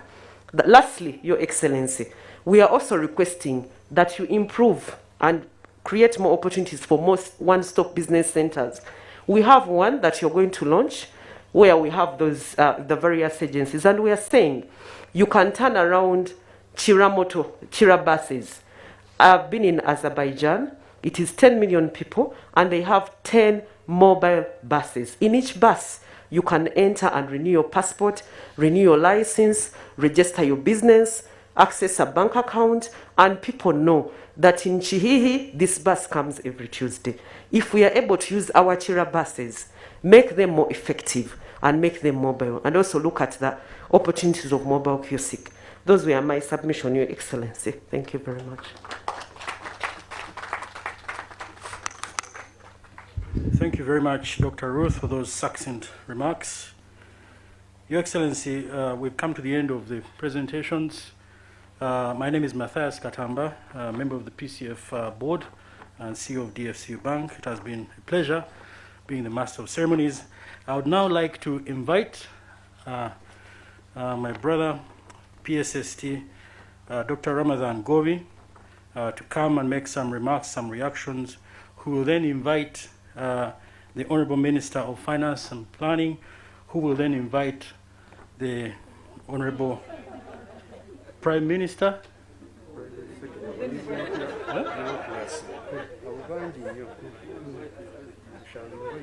So I will leave the PSST to handle the protocol. From there on, leading to you, Your Excellency. Thank you very much.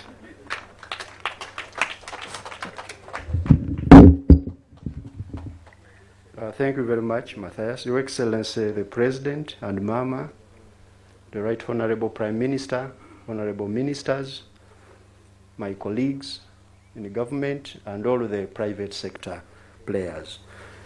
Your Excellency, this is your forum.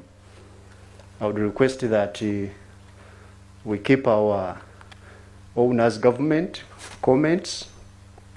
So I will, if there is any need for me to answer anything, I will come back. But I would like to invite the Honorable Minister to come and invite the Prime Minister.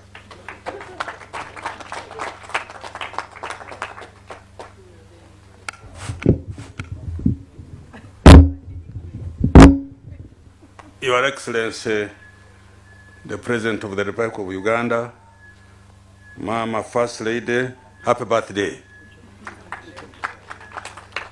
Ministers, colleagues, the Prime Minister, colleagues, and everybody here. I have only 2 or 3 points, 2 or 3. First of all, sir, I'd like to thank you for having agreed to host us here. This is an environment where we do not disturbed by telephones, by work. So we are happy. Mama, thank you for keeping this place so serene and homely. 2, financing local actors. Somebody raised this here. And now I'm hearing about Kasita also being given a fund. We have funds, but not sufficient. I'm asking all of you who have got interest, go and talk to Uganda Uganda Development Bank. Don't say, you go and see what they will do for you. 2, roads and power transmission DRC. Your Excellency, as you know, we have already started. The only thing is now to continue and get where we want to get. Now, lastly, private sector. We have faith in the private sector in total. Our faith in you is total. The President has taught us that without private sector, there is no economy you are going to move as fast as we wish. So therefore, please, private sector, let's work together. Wherever you have a complaint, wherever you have, I have been speaking to my daughter, Murwana, often enough. Every time she has a challenge, I tell her, come, and we talk. All right, and we shall definitely respond appropriately. With those words, can I ask him, the Honorable Prime Minister, to come and say a few words and then call you.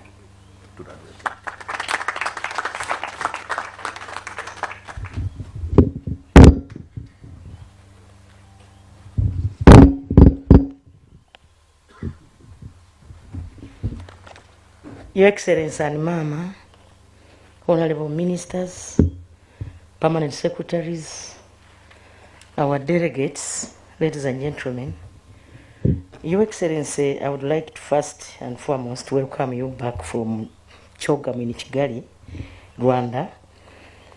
The whole country watched you on TV and read news and social media with joy.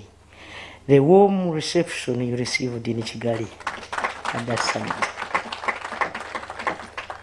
Your Excellency, the warm reception is evidence of how highly regarded you are in the region, on the continent, and across the world.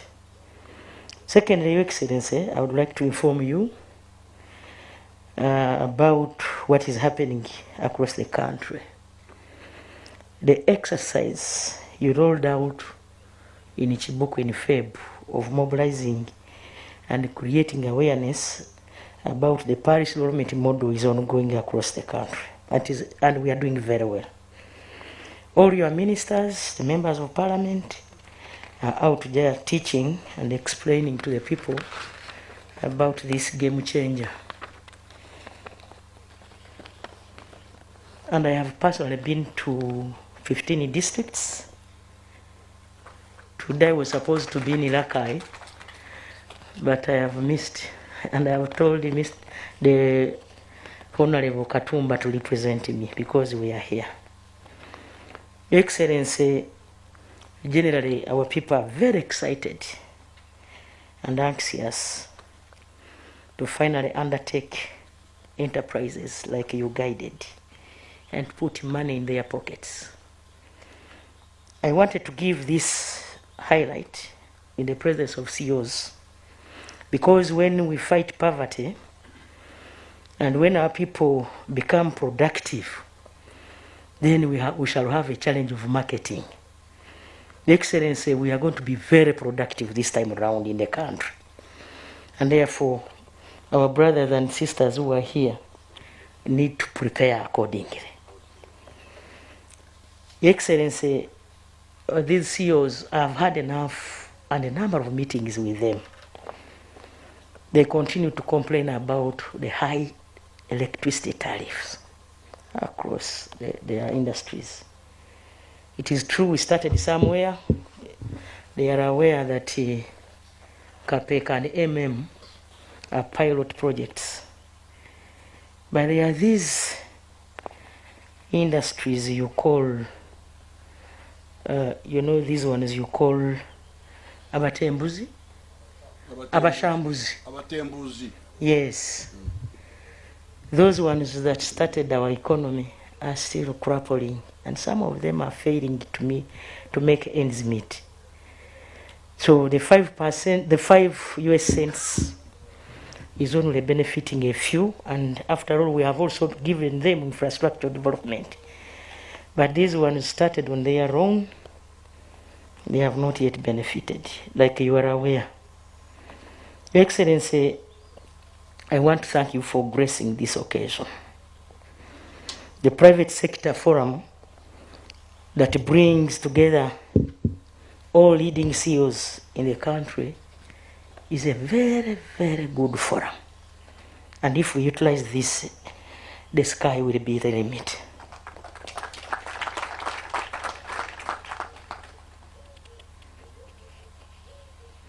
They have already talked about DRC as our new market. I'll not waste a lot of time on that. But as I have already mentioned, the Paris development model and the private sector should play a very key role in ensuring that our people get out of poverty. Your Excellency, you had a delegation to UAE, and a number of companies have been attracted here. There's a company called Ruru. We have had a number of meetings with these people. Ruru, they are looking for a way of partnering with our own, so that they can export our items the way they are. And they have already started. And these other people, they need a chance to invest in the country. They need land. You attracted like 70 companies, which are always with me in the office, and I've written to you, Your Excellency. I think you have read about this. So the opportunities of DRC, like they have told you, will help us to market all the products that will come out of PDM, I believe. And therefore, Your Excellency, I know you are better positioned to give us the guidance, the way forward, and these people will just follow and we develop our country.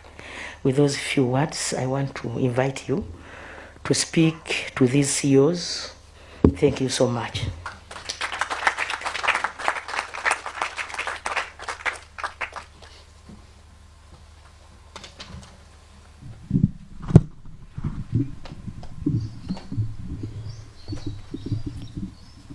The Right Honorable Prime Minister,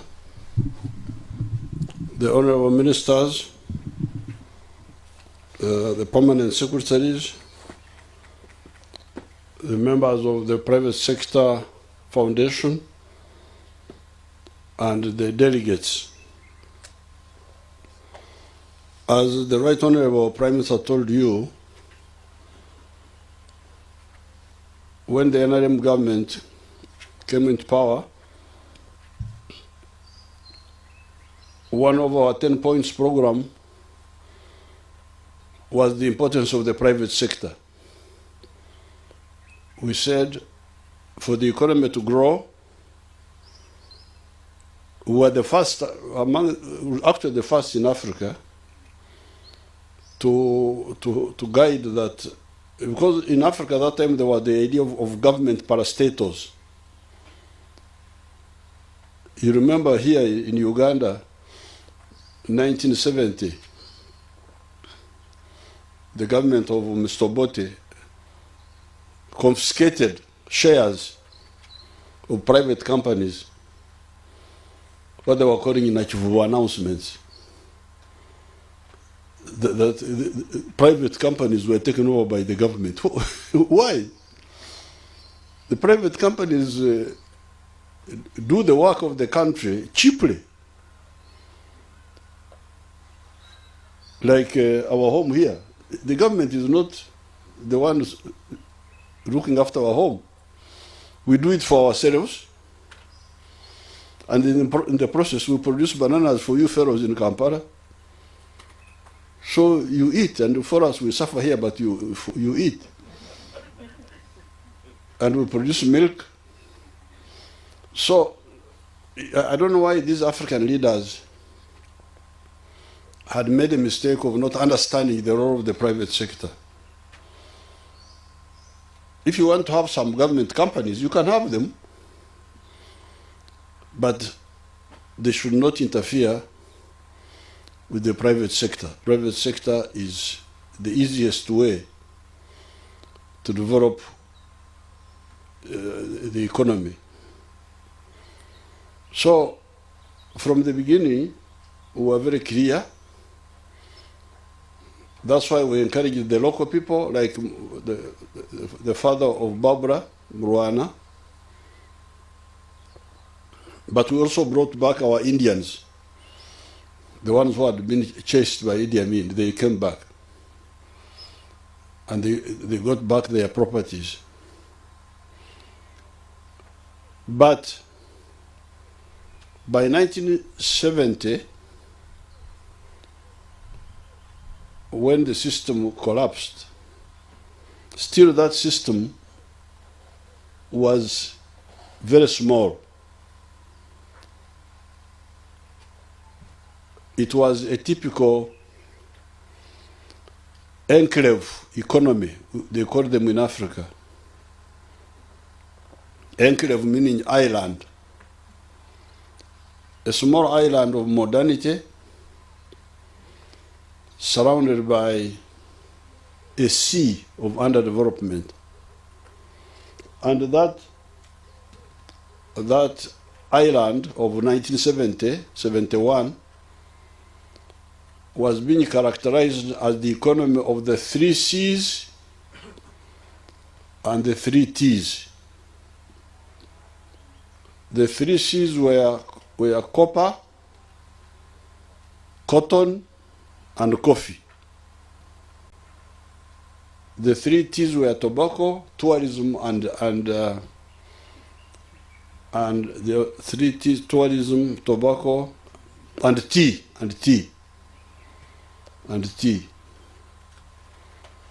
Now, if you look at the census of 1969, you will see that only 4% of the homesteads were in the money economy. 96% were awakora chida chonka, those who work only for the stomach, who work only for what they call subsistence.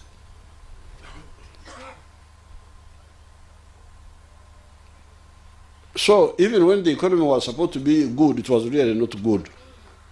So when we came, we were clear about all this. And our first task was to stabilize, bring back the small island of modernity, restore the enclave.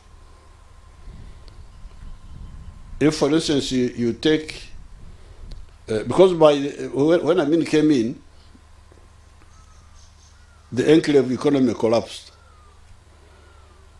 By 1986, of the 3 C's, only coffee was still limping on.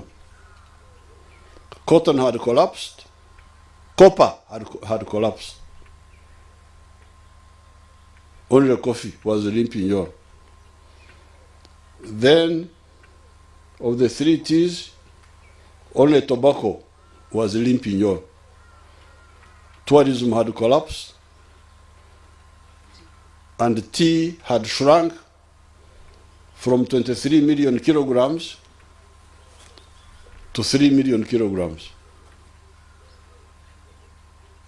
So our first task, therefore, was to restore the small island of modernity, bring it back.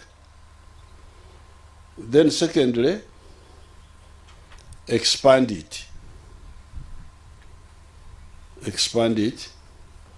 Thirdly, diversify. And fourthly, bring transformation, new type of economy. So if you look back now, you will see that the coffee, which used to be 2 million bags, it's now 8 million bags. The tea, which had shrunk to 3 million kilograms, is now 60 million kilograms. We have passed the level of 1970. Then you come to new products which were never there before, the diversification. Maize, when you hear that maize is a big export now, it was never a commercial crop, because we were being told that commercial crops are coffee, tea, cotton. Maize was not a commercial crop. Maize was not a commercial crop. Milk, my amata, was not a commercial product. Beef was not. Bananas were not. So, but for us, we have commercialized all those because they are needed by the human being. So we moved, but we moved, but still the country was underutilized. When we looked at the census of I think it was 2011 or something, when we had that census, the abakorera kidda kyonka, the subsistence homesteads, were now 68%. They had come from 96% to 68%. These are people who are there. You know, this land is very fertile, as you can see. Everywhere, bananas, these all grow without fertilizer, and they are all green, even in the dry season, as you can see, and without irrigation. They just grow and eat and drink their ruagwa. Ruagwa is the other tonto. And they just dance here in the villages. They're not bothered. They have food. But they don't live a full life. So that's why you had that 68% of the homesteads still outside the money economy, although it had moved from 96% outside the money economy to 68%. That still was not, and you as business people should know this, because if people are outside the money economy, it means that even buying from you is less, their consumption is less than if they had money in their pockets. If you are producing textiles, how much is each person, consumption of textiles per capita, how much is it per year? Because they don't have money in their pocket. So that being outside the money market, the money economy, is really, you are looking for, okay, let me take my area, which I know very well. The milk. In 1986, the consumption of milk per capita was 18 liters per capita. It has now gone up to about 60 liters per capita. But according to WHO, a human being to live properly needs 210 liters per capita, per annum. So you can see. Now, we are now saying there's too much milk, there's surplus milk. Because part of our diversification, milk became a cash crop, and production went from 200 million liters to now 2.8 billion liters. Because the consumption has gone up a bit to 60 liters per person, you find that the internal demand is now about 800 million liters. So that's why you hear that there is surplus milk of 2 billion. But this surplus milk is artificial. If the Ugandans were consuming 210 liters per capita, this milk would not be enough. We would need about 10 billion liters to satisfy the internal market. So the so-called surplus of milk is actually because Ugandans are under-consuming.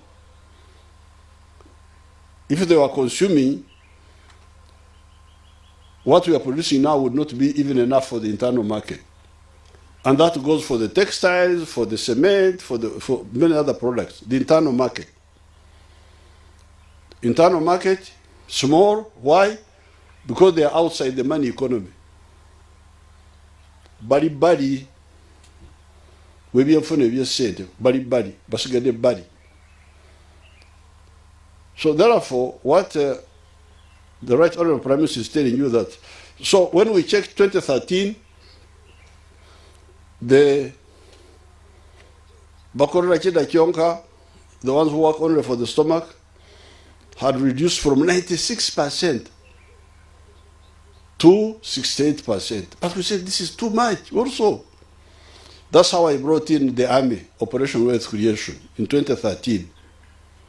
Because of their involvement, according to the latest figures, the Abakorra Chida Kionka are now 39%, which means for the first time in human history, the Ugandans in the money economy are now slightly more than the ones awari body, the ones who are just spectators. They are 61%, but the other ones are still 39%. So what you are hearing now, Kawefube, Aliwo, Ehururu, the campaign that is on the parish development model, we are saying that no, you 39% people, stop cheating us of Kongora. Congo is when people are digging in the garden for you are just standing on the sideline, just watching and conversing with passers-by. So you all must be involved in the money economy. So what the Prime Minister is telling you that, echiri musiko, bochiri watuka, elseri kankana, omwana liita nyina. Now that's what we used to sing when we were in the bush, that what is coming is an earth shaker. So these people, I think this time, the way because the main problem were the leaders, because the leaders didn't know what to tell. They didn't know how to lead. The leaders were confusing leading with carrying. They thought that when you lead, you carry people on your head. That's why they pay school fees, they really strain themselves. But I think now we have convinced them, but please, leading simply means simply showing the way. You show these people the way, and the government assists them, it will be much better for them, but also for you. So what we are now aiming at, the parish development model, parish development has got two parts. There is what we call the smallholder, the ones with small acreage of land, 4 acres and less. And yet we want them to get out of poverty. So we are saying, select enterprises which you can do on a small area, but get good income. The Kakutomera, don't just bump into things.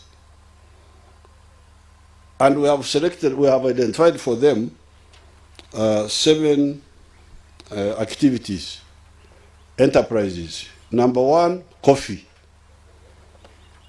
If you grow 1 acre of coffee, you are going to, in Vietnam, I hear they get up to 18 million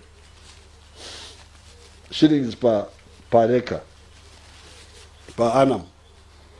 But even if you get 11 million, even if you get 12, even if you get you are per acre, you are still better off than, for instance, maize. If you grow maize, you will get here 1 million or something like that per acre per annum, the 2 seasons.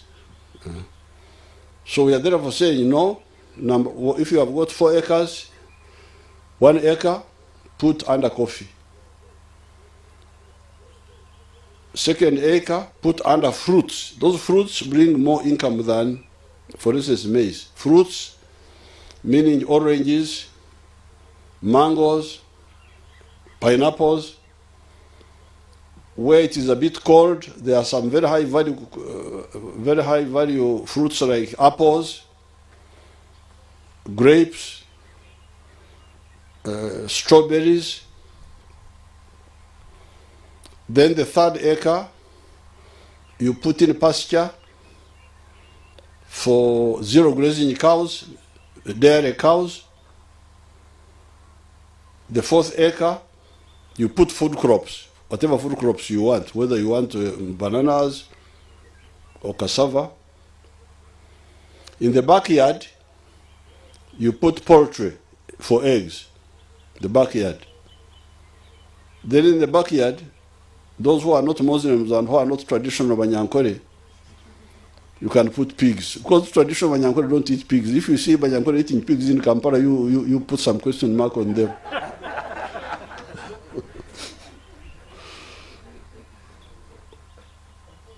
But if you are not a Muslim or a Munyankore, a traditional Munyankore, these ones, they eat all the pigs in the world.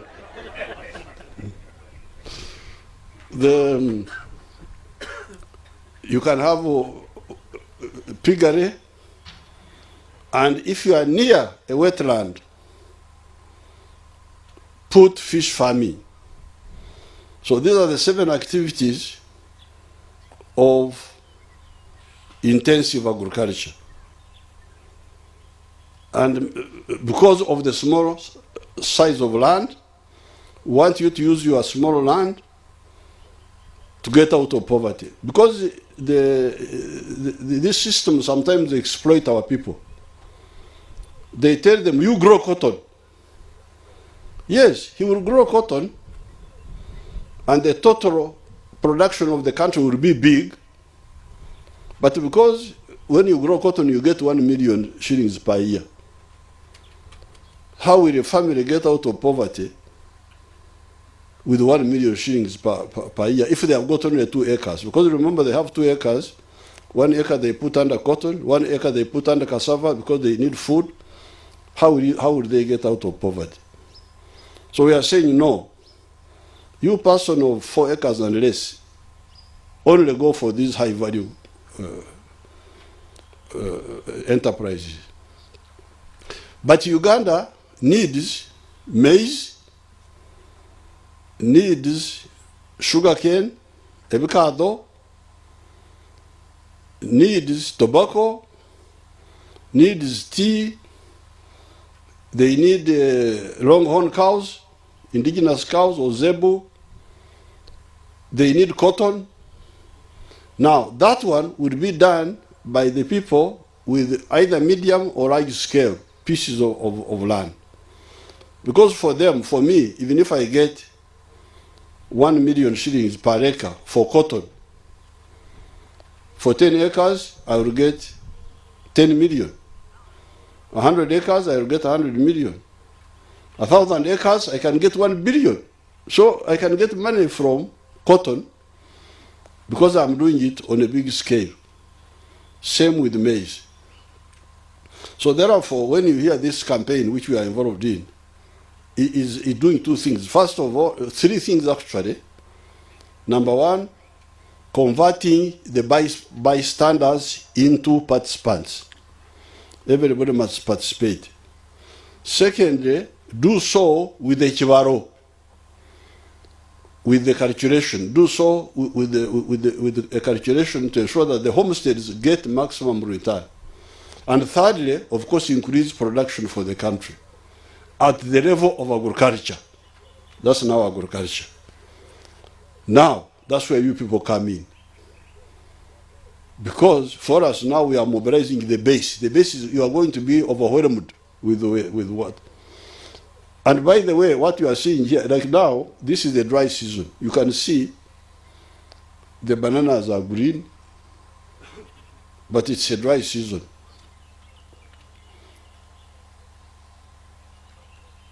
They use no fertilizers. Because of that, those people there, they get about 5.3 tons of bananas per hectare per year. But if you go to Nyaruzinga in Bushenyi, where the government is supporting Dr. Muranga, one of our scientists, for her she's getting 53 tons per hectare. She's getting 10 times more than our neighbors here. Why? Because she has added some fertilizers and she has added irrigation. So where we are going to these neighbors here, we shall push them to help them to go for irrigation and also use fertilizers. When we do that, Uganda is now producing 10 million metric tons of bananas. It will go up 10 times. We shall go to 100 million metric tons. Where shall all this go? That's where you people come in, the processors. So therefore, I'm very happy to hear your presentation, but I wanted to tie it with our own plan. Because many of you, when you came here, you are dealing with the small group. You are dealing with the consequences of limited mobilization. We are now doing full-scale mobilization of the base. So how will you cope with this? How will you cope with this? That's why you should all be ready. But for me, I'm very careful. Whatever I promote is what I know has got an international market. Like coffee. I promote it because I know it has got an international market. Like milk, and so on. So, but it can't, these products, especially some of them, coffee can, but some of them like milk, like fruits, cannot get to the international market unless they are processed by you people. And this is where the partnership comes in, which you are talking about. And I have written all your points here about the new markets like Congo. I totally agree. I hear Kinshasa is 20 million people and that everything they eat there is imported. And I hear that the imported products are really very expensive. That's what I hear. I hear that they are much more expensive than our products here. That's why even our neighbors in Kenya are always making mistakes. You know, because our chicken is cheaper and better, maize is cheaper and better, then they stop it, then now they have a shortage. Now they say you bring, but you stopped yesterday, so when you stopped, the farmers left farming and went to nightclubs in Kampala, so we need to call them back. We need to call them back. So the Uganda really now has got a very big chance. So you come, this market of Congo, it's a big one because they get money from minerals and they get money from other things, but their agriculture is not developed. And by the way, that division of labor between us and Congo is not new, because much of Congo was a forest. here East Africa, here Uganda, East Africa is forest, yes, but also grassland. Now the food was always grown in the grasslands because they are easier than the forest. The forest is not easy to grow things in the forest. It was not easy that time. So therefore, I am very happy you have now seen the market of Congo, and I have noted all your points here, that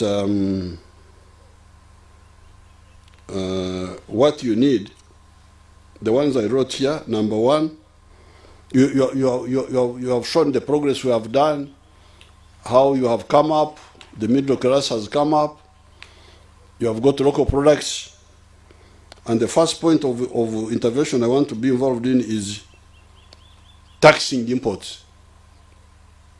I totally agree. If you have got import products here, locally made, we should tax the ones from China and from India. What is the problem, Ramadan? You write it down and come and answer why you allow the Chinese to flood our market and the Indians with subsidized products, and you do nothing, and you just spectate. Ogumsango. Bagwanjude mu mbuga y'amateeka abana Uganda omusango bagulese. So olina okuwooza ne wonyonyolako. Now, then the question of cheap finance.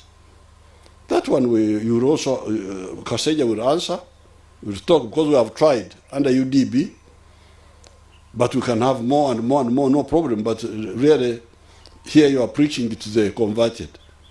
You are preaching to the choir, but maybe you get more information, and then we go back and mobilize our people and tell them that the money we put to UDB is not enough. Let's add more, because if we have put 1 point something trillion in the parish development model, where will the products of the development model go if they are not processed? We must support processors.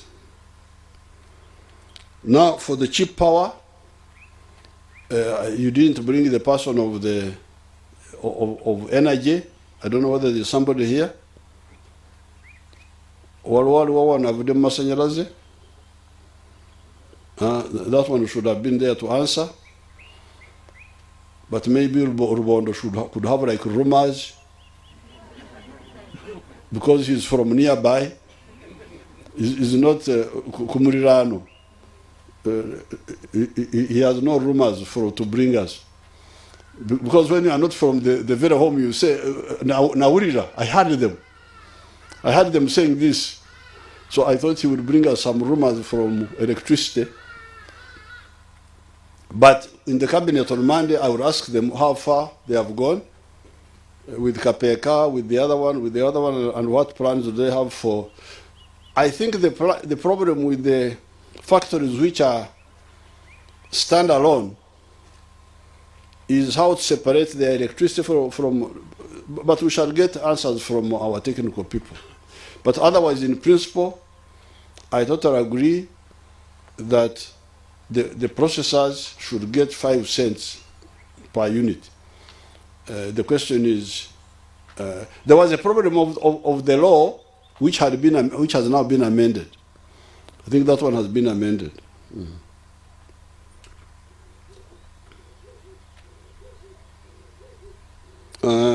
Now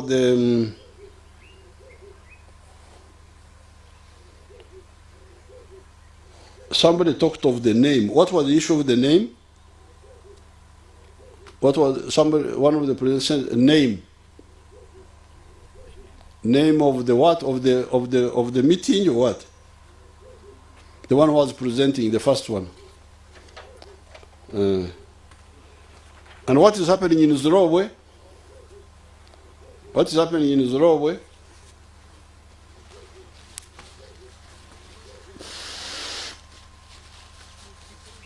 Zimbabwe waliochi.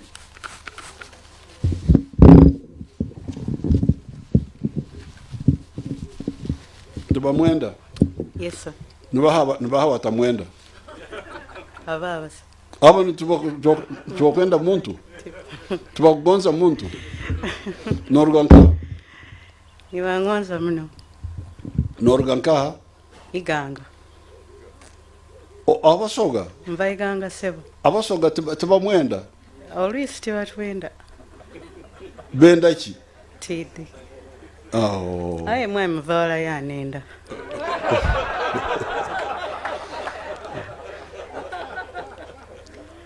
So tubamwenda is the name of Busoga? Yes. I thought it was Runyoro. No. We also have it. Huh? Abanyoro abapara bagendeyo. So what is in Zirowe? We visited Zirowe and we managed to interface with Mr. Mayambala, who I think is also available today. Akola ki Mayambala ekyamagero? Mr. Mayambala. Jango wenyonyere ko turabe omugaso gwolina. Omusaadde oyo alina omugaso kamala. Omwami ono akoze ebintu birungi, akoze ebintu bingi.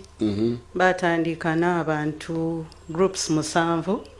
Aye buti bali oti balina 157. Okay. Kale omulimu gwakoze twagubonako ng'akoze emirimu mirungi. Tubamwenda erinnya liryo oba lya mwami? Eriina lyange balimpa mukika. Eri omwami yali omugenzi Henry Kandabu ow'e Kasese. Okay. Tubamwenda liina lya mwala waife ono? Lya Kisoga. Linnya lyo? Yes, si lya kitaawo? Aba tibenda mwana muwala? Awo ndowooza katuukiro nambako okwinonola ennono za Busoga kubanga era batituuma batugulika bugulike. Abantu abo tebeide ensomesa ya movement. Okay, katuwulirize. Thank you very much, His Excellency. My name is Mayambala Godfrey. I come from Zirowe. From one of the farm organizations that you supported under value addition. You remember you gave us a maize mill in 2010, and we have upgraded it now. We have even installed dryers. Oh, I came there? Yes. Oh, near the town? Exactly. Oh. So the farm organization is moving on well, and we are even exporting. And how many farmers are there? Right now we serve 21,000 farmers. Ooh. We work in Luwelo, Mukono, Nakaseke, Kayunga, and Nakasongola. So you process what they grow? Exactly. So we process the maize. We sell both maize flour and processed grain that we export to Kenya and Malawi. We also export pineapples. We also grow rice. We still have the rice mill, but again we upgraded it. The maize mill that we gave us was the one from Katwe, and we managed now to import another one from China. So we have moved to that level that we serve both local and export market. Oh, thank you so much. Yeah. So, yes, and our tech, for example, in the parish development model, we want to incorporate all the farmers in the greater Ruwero. Let them come and sell to us, and we process and take to the local and export market. Very good. Yeah. Robert and you.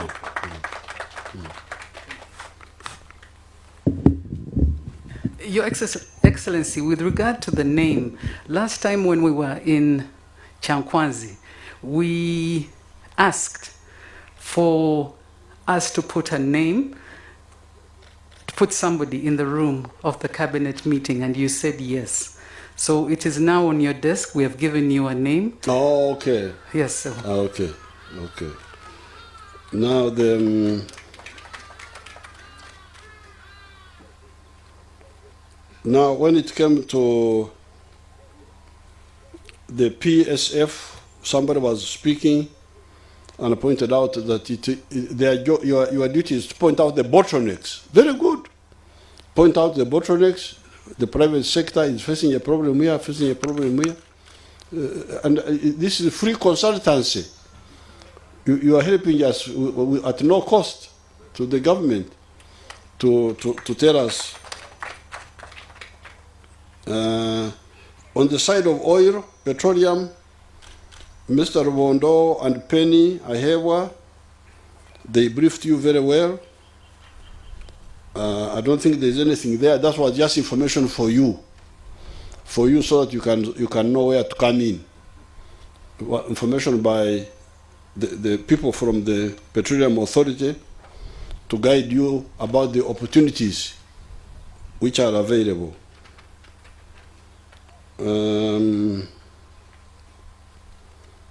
Then somebody pointed out the challenges. One of them was cheap finance, which Matia Kaseja and Ramadan will talk about, because really we are committed to that. The only one I was not willing to finance was Kasita. But now, Morawan Yomukunja from Bukunja is now telling me how I can turn sorrow into Paul. Into sorrow, aiza kufuka Paulo, into Kasita, omunyonyusi, abade ansijamu omusayi, kubanga nze wano mbadde nkola. Nembasakira dollars. Nimemwanyi, nenkama amata, bibyange byenkola. Nembalimira amatoke, omukola ebyo nkola bibiri. Okusooka mbasakira dollars. Okuva mu emwanyi n'amata. Ate mbataasa okusasanya dollars zammwe kubanga mbalisiza wano. Amatoke wegali, amata wegali, temusaka. Nze ndi ku mirimu ebiri. Okusaka dollars n'okutaasa esasanya obutawonoono dollars. Kasita mutabano wange bambi omulimu gwe kwe kunyuyuta akatono k'ensase n'akazayo. Kati omuntu oyo mugambye nti kati afuuse Paulo. Katonda yeebazibwe nga Katonda gyali bannange. Nti omukifo ky'okutembeya bakiyita kutembeya. Omukifo ky'okutembeya ebyabagwira. Kati yenenyeza agenda kutembeya ebyange. Yimirira nkolabe munange oluludda wa Kasita. Jangu tukone isembera no maso nkolabire ddala.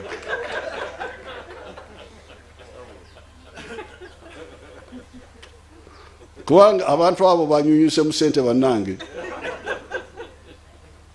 Bagenda nabalete ebiwempe.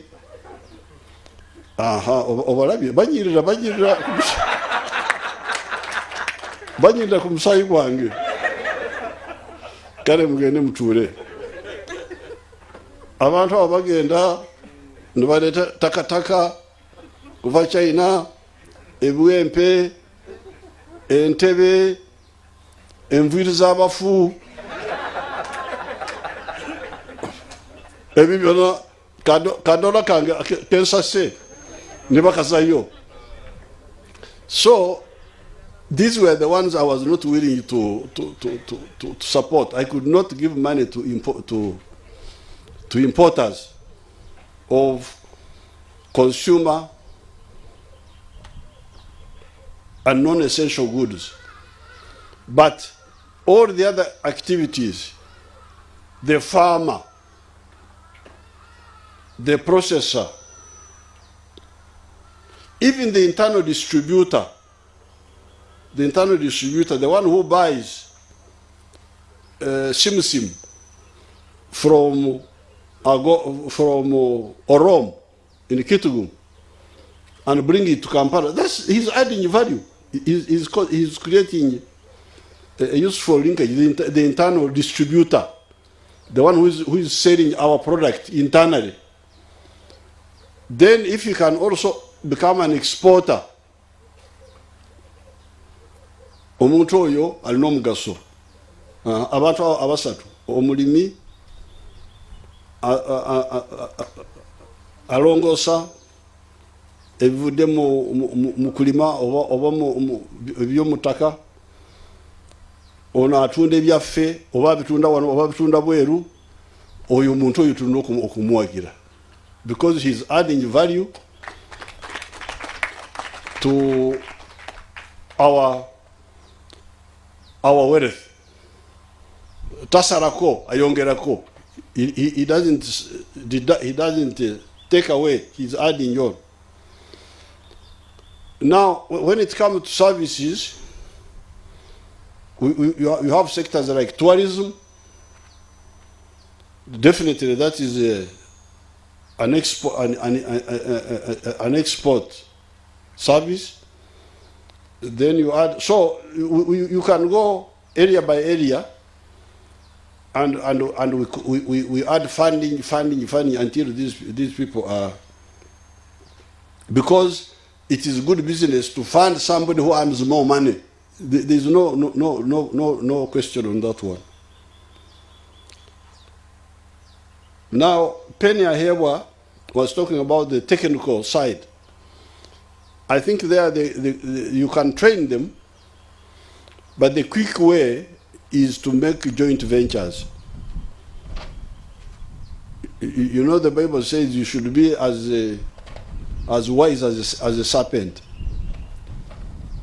Bible egamba nti mulina okubeera abagezi ng'omusota, how to maneuver. So I think the quick way is to have joint ventures. Mufune ebisajja bino ebiva bweru eyo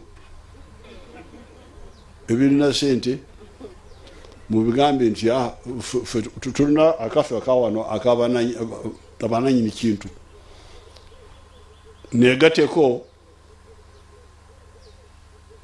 tulembeke okozesa omukisa gwange ng'omunansi. I think that's the smart way, the quick way. Now, for the linkages with the other sectors, obviously, like food,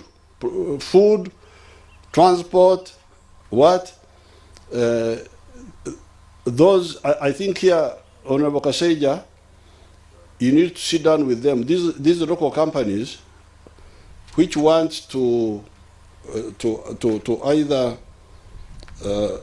because of the linkages and because of the, what do they call this? What do you call the other activity of local content? If they need funds to buy equipment, to buy this, we should support them, because we know that they will claim back from a flow which we know. Enkuba etonye tumanyi nti amazzi kukasolya wegali kati awo kulembeka olugogo awo tolaba nti kyamagezi ekyo. Ono bwagamba nti njagala kulembeka naye sirina lugogo, oba ndi n'olugogo naye sirina kipipa mwenembekera, and you give him a loan tied to that activity. He's not allowed to divert it to something else. It's not a bad idea. So that, as Rubondo is saying, out of this money, and Penny was also saying that out of this billion, wakiri billion munana zeyongere ku bugaga bwaffe bwa Uganda. So I think you'll have to take it up and talk more with them. We may not conclude here, but I think it is a very valid point.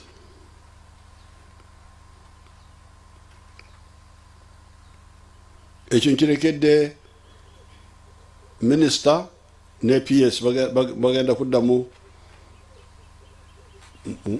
mu kyogereko. Now waliwo omuntu mpya azze simulabangako bamuyitania ono musajja wa Equity. Bakola ki? Isingoma. That means he followed a twin. He was. Is a twin.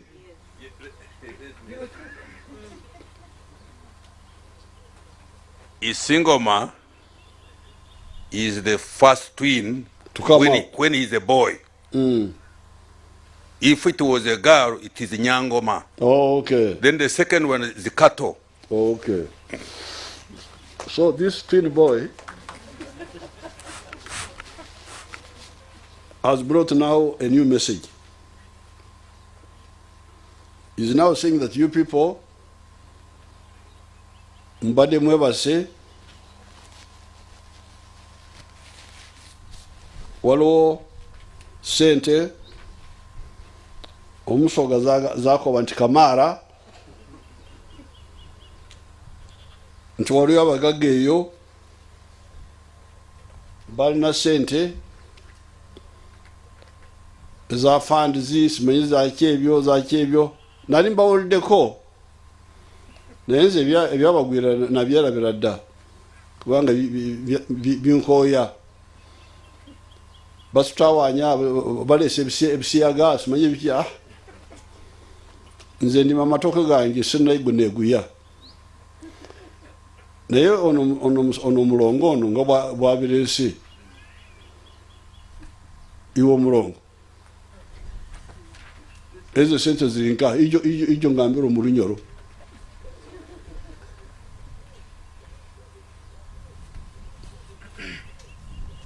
Your Excellency, there is Bazo Lunyoro tokurumanya ego Your Excellency. Sente ziriyo nyingi zabaha. For example, sente zitukumanaginga zikuruga mu European Union, zikuruga mu Bill and Melinda Gates Foundation, zikuruga mu CDC, zikuruga mu DFID. Kandi bona tizina magoba gahaiguru kwa because kuba ziri equity into funds. Kandi funds ndijanze investinga mu SMEs hano. Naba kuteka mu equity mu fund. Nibatunga mu emigabo. Hanyuma yemyaka. So they co-invest with you. Correct. And then hanyuma yemyaka. Okay, that's a clever way. Abo bagezabo. Kandi in addition ya sente kuziteka mu equity mu fund. Ikinde kibakora nibateka mu what we call grants as of supporting a BDS na technical assistance. Akobo ko ntaire sente mu SME nga private equity. Ukwetago supporting also knowledge transfer, capacity building, systems training, smallholder support, corporate governance and structures. Hatezo, I think hat fund, yield fund it managing hano mu Uganda. Twine European Union ekatwana grant no hawatangire kuleta hati ogo omusajja omurongo ono omusajja omurongo ono webale nnyo webale kati agambye nti twekuba endobo kubanga capital gains ejeta bagisoro saliari ijo ugariko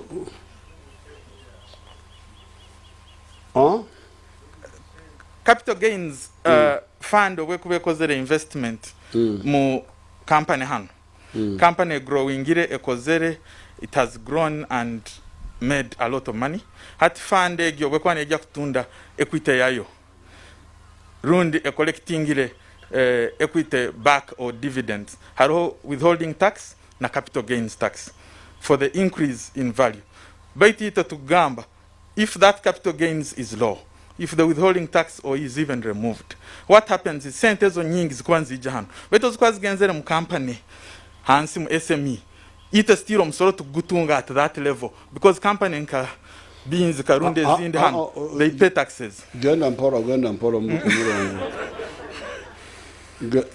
murongo. Yes.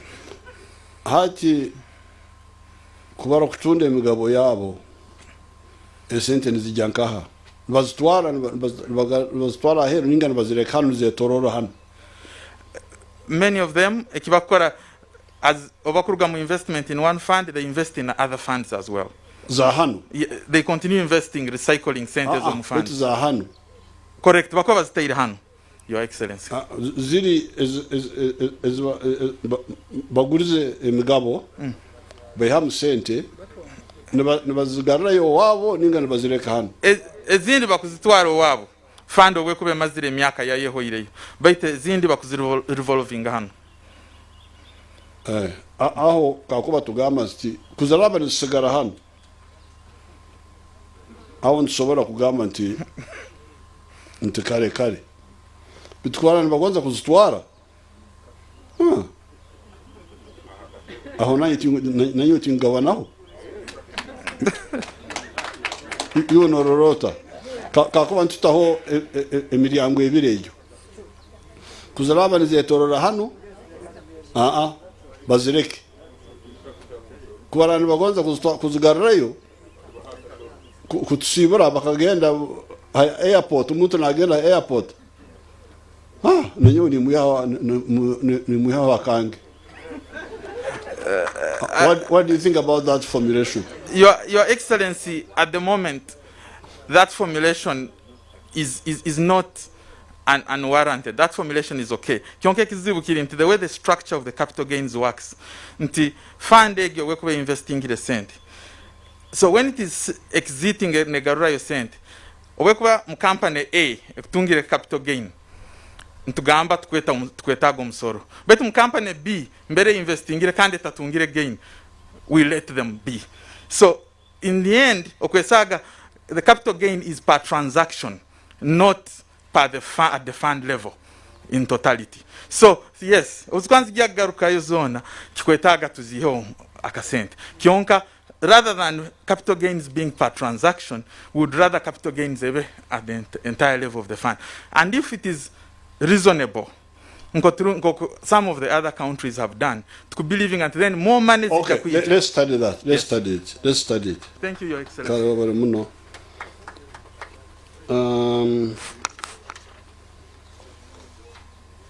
Hati nchibarekere nchibarekede mcheke nenye.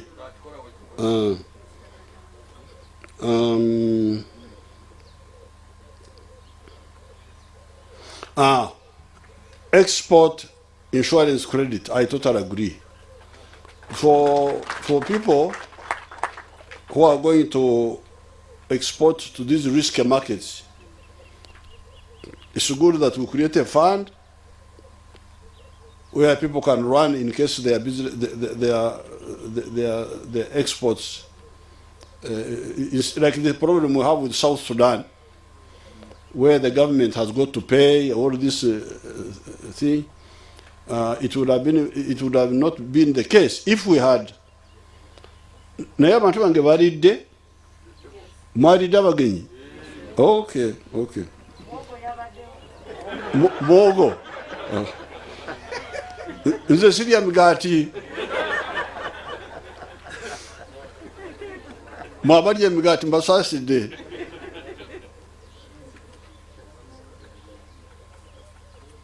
So I totally agree with the export finance, export credit guarantee for these risky markets, which we still have issues.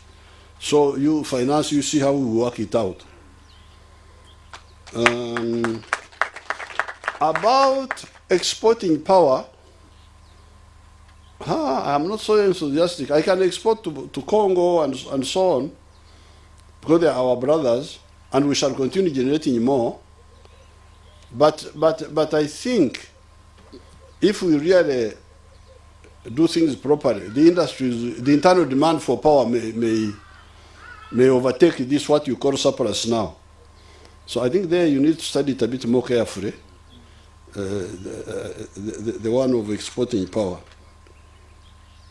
as a main effort, because 2,000 megawatts is not too much for the country. It's not too much. Air cargo, I totally agree. We shall have to buy more planes.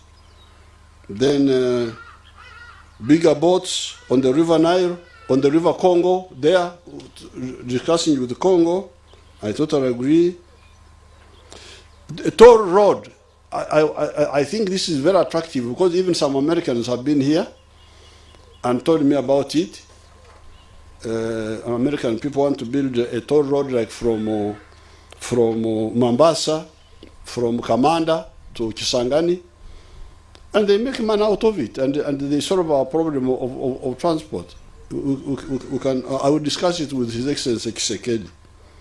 It's a very good idea.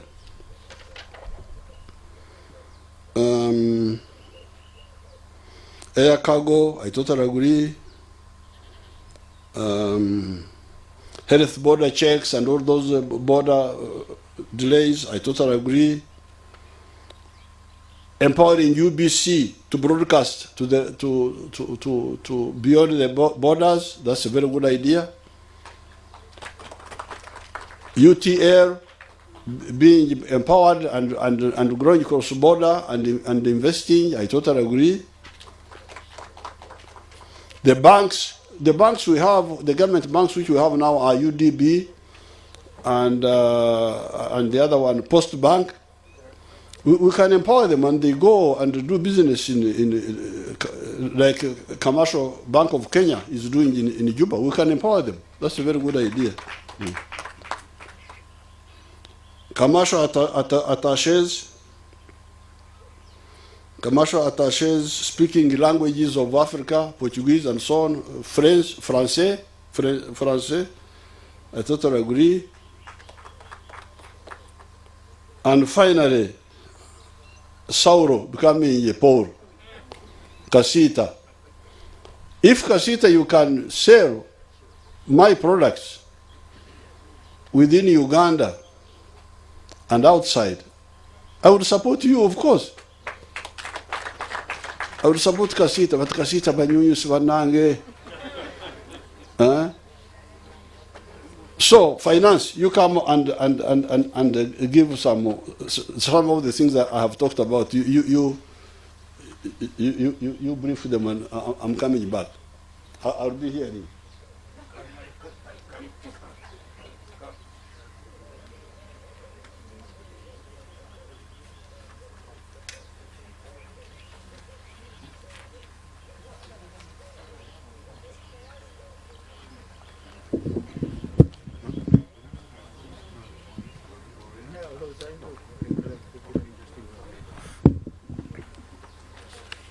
Right Honorable Prime Minister and the Honorable Ministers and all our private sector colleagues. The issues which His Excellency wanted us to touch,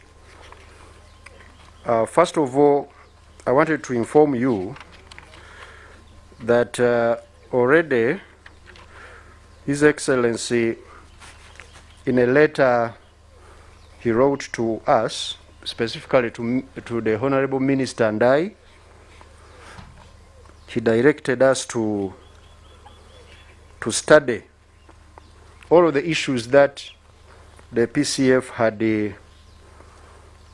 put across in a recent communication to him, and then guide him on the way forward. And my team, technical team in the ministry, Right Honorable Prime Minister, has been studying these issues. First, I will start with the issue of the export guarantee scheme to those risky markets.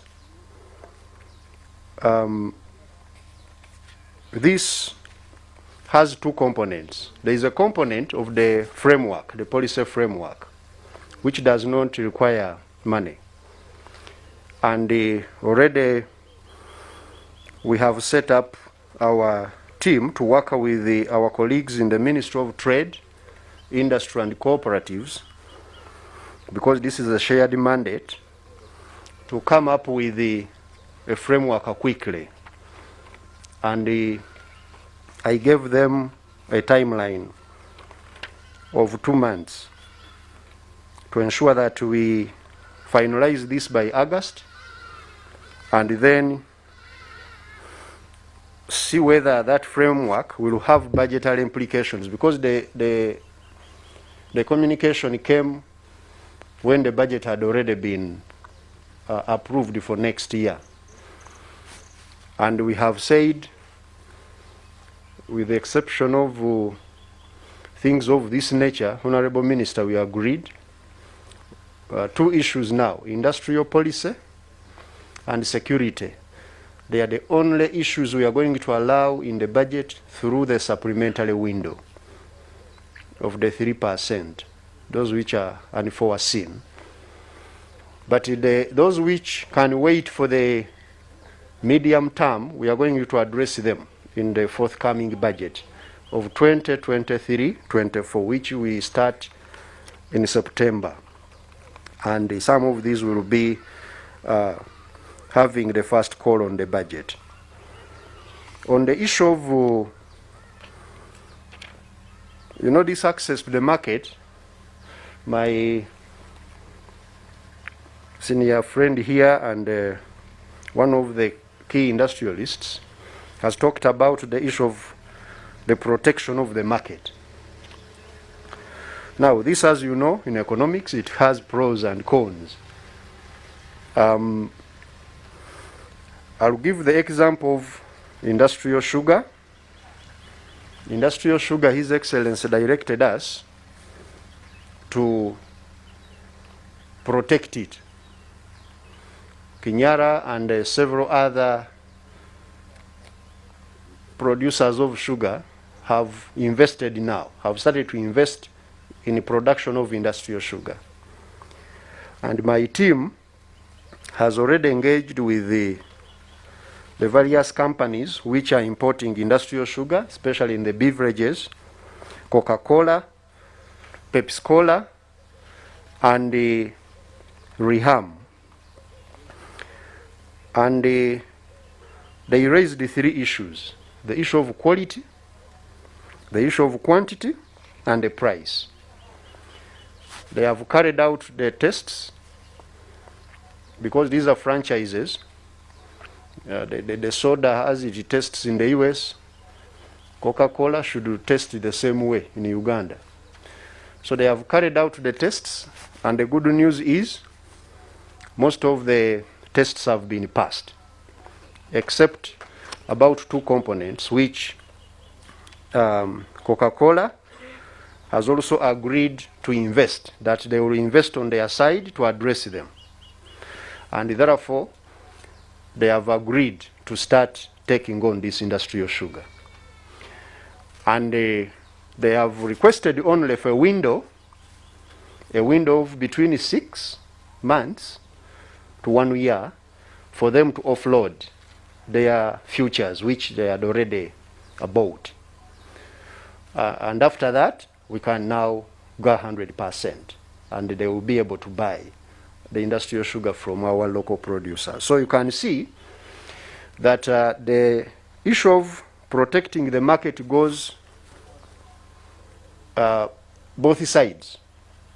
The side of the market you want to capture as a manufacturer, but also yourself as a manufacturer, to work on the quality, quantity, and price.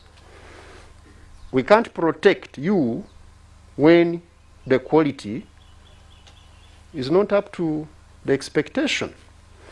We can't protect you when you have no capacity to supply fully the market, or when your price is exceedingly high. But in industrial policy, we know that it's the egg and the chicken, what comes first. Because when also we don't protect you at all, you can't do those 3 things. So we shall be having those various windows to ensure that we do this. And we are ready to continue with these conversations. Even tomorrow we shall have a meeting in my ministry of these stakeholders for industrial sugar, particularly, to finalize that. The issue of access to finance, as the Honorable Minister was telling you, UDB, we have been capitalizing UDB, but the outcry has been accessibility. That UDB has a lot of requirements and so on and so forth. It's difficult to get money from them. Internally, we've been addressing these issues. And I think in the recent period, you can bear witness that UDB has tremendously improved in the turnaround time at which they assess and give money.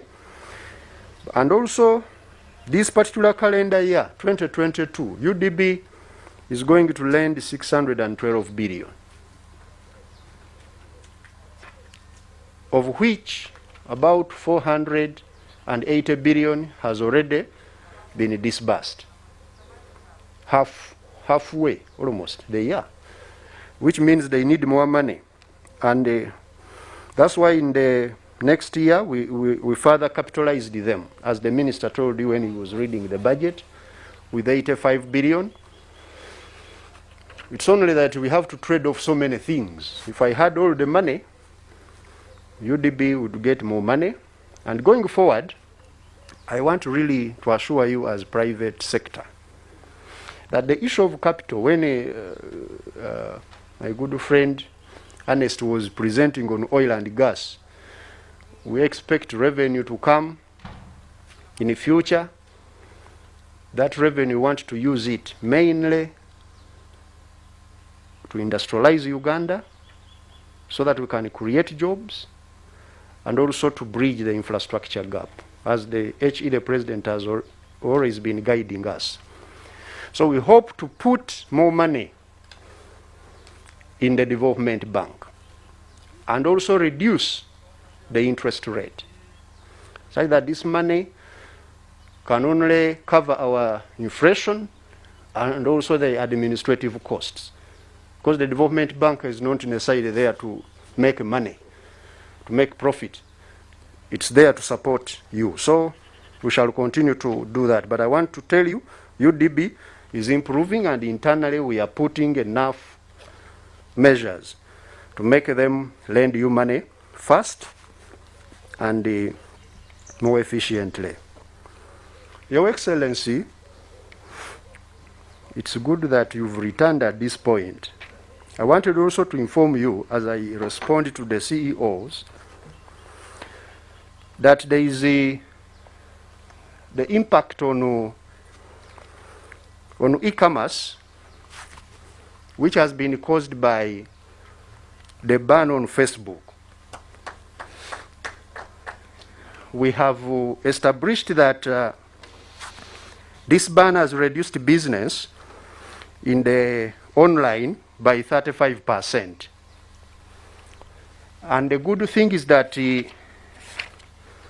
URA is building capacity and has invested in taxing online business, online transactions. And also UCC is investing in capacity to monitor these investments, these transactions. I would therefore request Your Excellency to meet this fraternity of the online businesses and see how to resolve this matter, and we reopen Facebook so that we can also fully leverage this opportunity we have to advance this business, which is online. We have also, Your Excellency, on the issue of private equity financing, we have started a very good conversation with Mr. Keith Karyejira, who is the CEO of our Capital Markets Authority, to resolve those areas which are impeding the growth of this area, because we know now the economy has transformed to that level where it can attract enough of these equity funds, and we utilize them. Recently, when Absa Bank carried out a survey, they found that Uganda was the fastest in this area last year.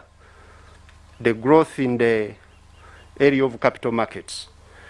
And we thought we should nurture it further to actually take over the region and attract more money here and retain it in our economy. So we are going to discuss this with Keith and his group, and we shall brief you on what exactly we have agreed. Your Excellency, the budget neutral issues, those which don't require money, we are addressing them immediately on the access of markets, especially in Congo.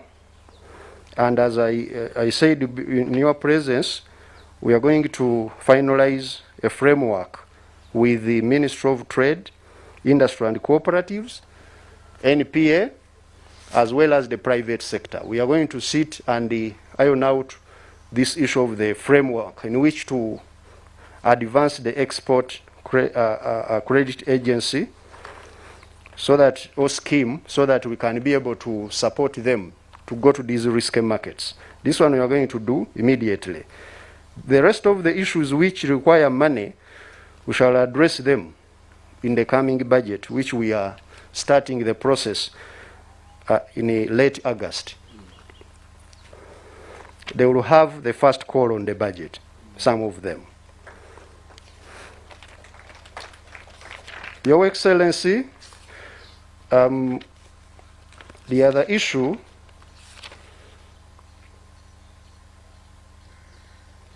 which I've also addressed in your absence is the issue of access to markets, the protection. I wanted to inform them that your directive to have the industrial sugar bought from our farms, we have started to implement it. The Coca-Cola, Pepsi-Cola, and Riham, who are the biggest beverage producers, have in principle agreed now to buy industrial sugar from our producers. And the few tests which our industrial sugar from Kinyala had not passed, because these are international franchises, Your Excellency, they want their soda and other beverages to test in the same way they test everywhere else. And Kinyala has been investing, and also we have other 3 companies to meet these requirements. And we are having assurance now. Coca-Cola at least has given us assurance that it will be able to buy. And they're also investing on their side to iron out the few areas, technical areas which have been disturbing them. But they are requesting that we give them a window of between 6 months to 1 year, where they buy some from outside, because they had already contracts no problem, which we are running, and we are saying that's what we are going to be doing. Your Excellency, the last one,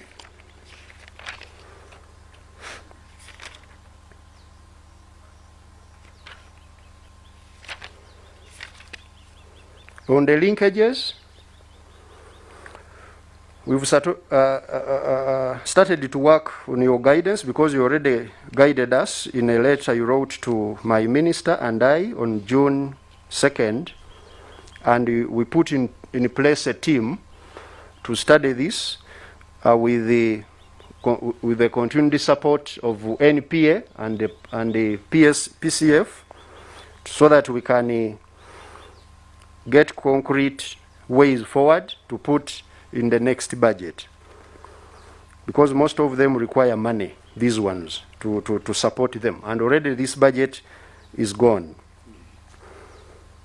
We are also, Your Excellency, going to use our banks, as you have guided, to empower them so that they can go and support these businesses elsewhere. But there are some reforms we would want to make in these banks, especially the government-owned banks. There are 3 of them. We have the Post Bank, Housing Finance, and Pride Microfinance. We are studying different models.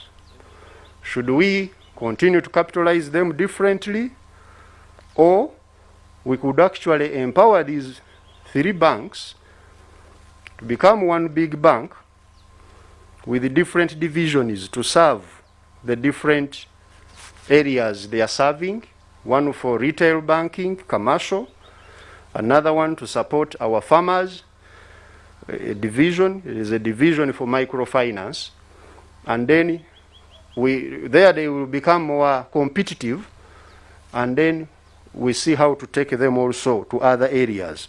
We are studying this internally with the help of NPA, and we see how we can empower those 3 banks. But for UDB, we are going to continue to capitalize it, and when we get more money in the future, it is one of those areas we want to really put in more support, the way we have done on the parish development model.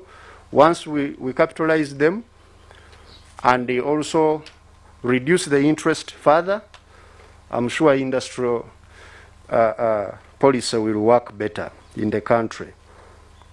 I thank Your Excellency.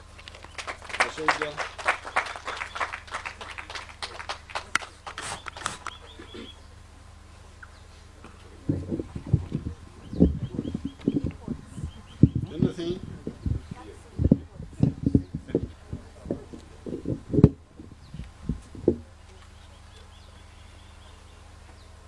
Your Excellency, I have no useful point to add. Okay, so now, in conclusion, number 1,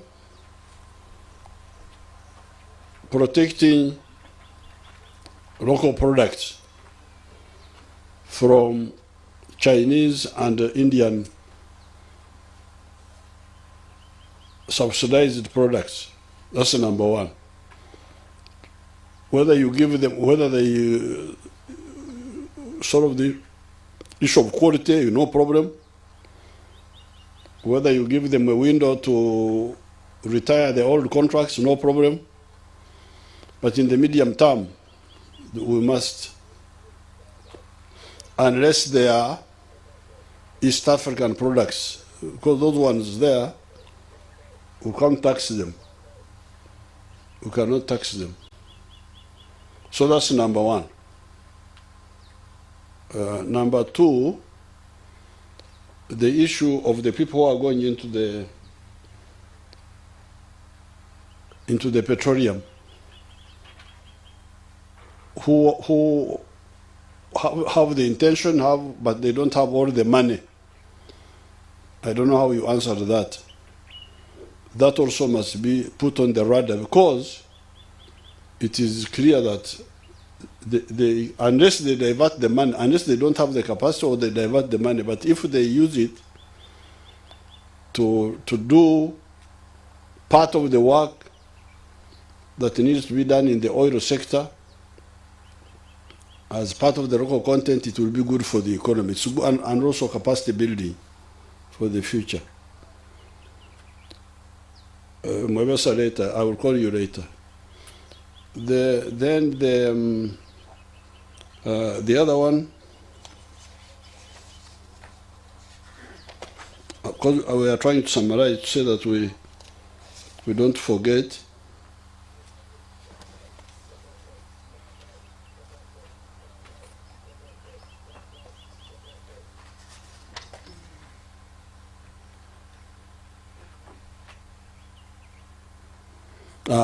Cheaper power for electricity. That one we are committed. only that we didn't have the people from electricity here, but on Monday they will brief us how far they have gone on the 5 cents.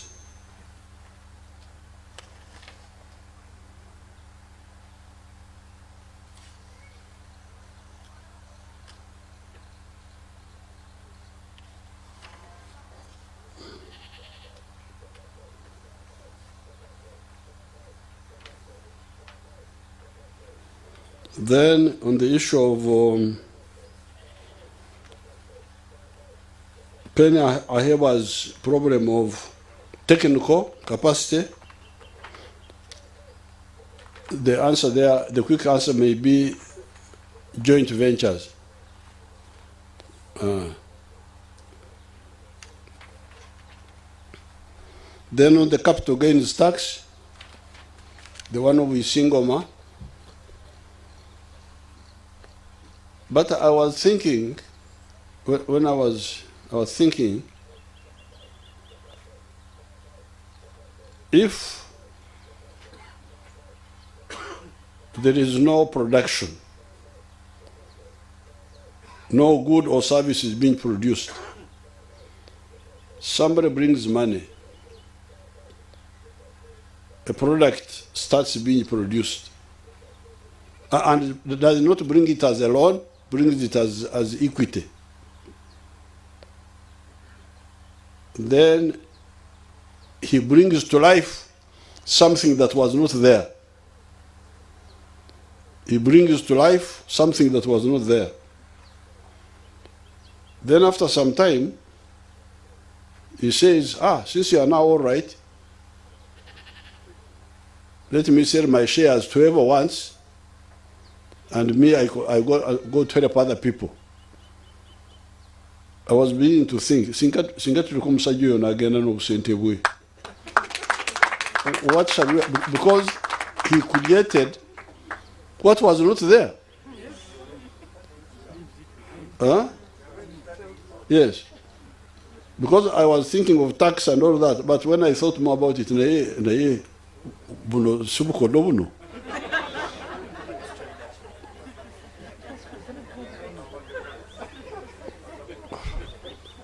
omusajja atuyambye okuteekawo ekibadde kitaliiwo ate nakiteekawo ku ssente ze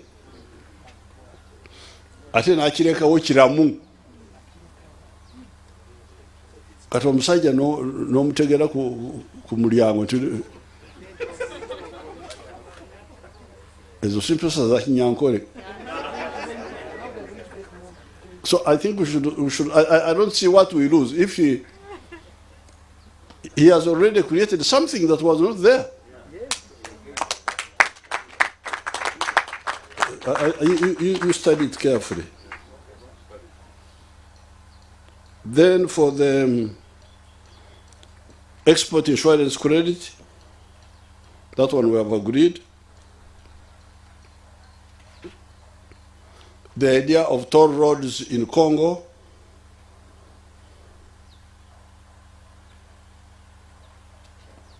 then air cargo, more air cargo capacity,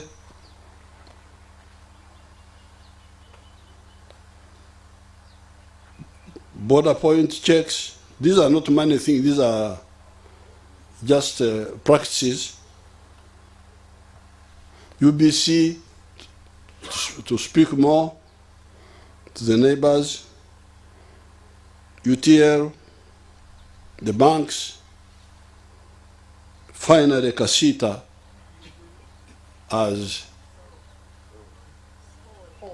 omulwanyi instead of being omulabe. Omunyunyusi. Tabade mulaba bade munyunyusi, anyunyuta munyunyuta. So I hope you have recorded them, Ramadan. Okay, Mwebesa, let's hear what you are saying.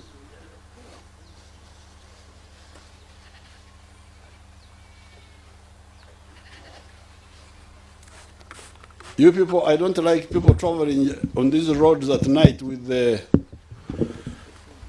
trailers. These trailers going to Congo and Rwanda are very dangerous at night. Thank you, Your Excellency. I invite you to stay in Tungamo. You flood those hotels there.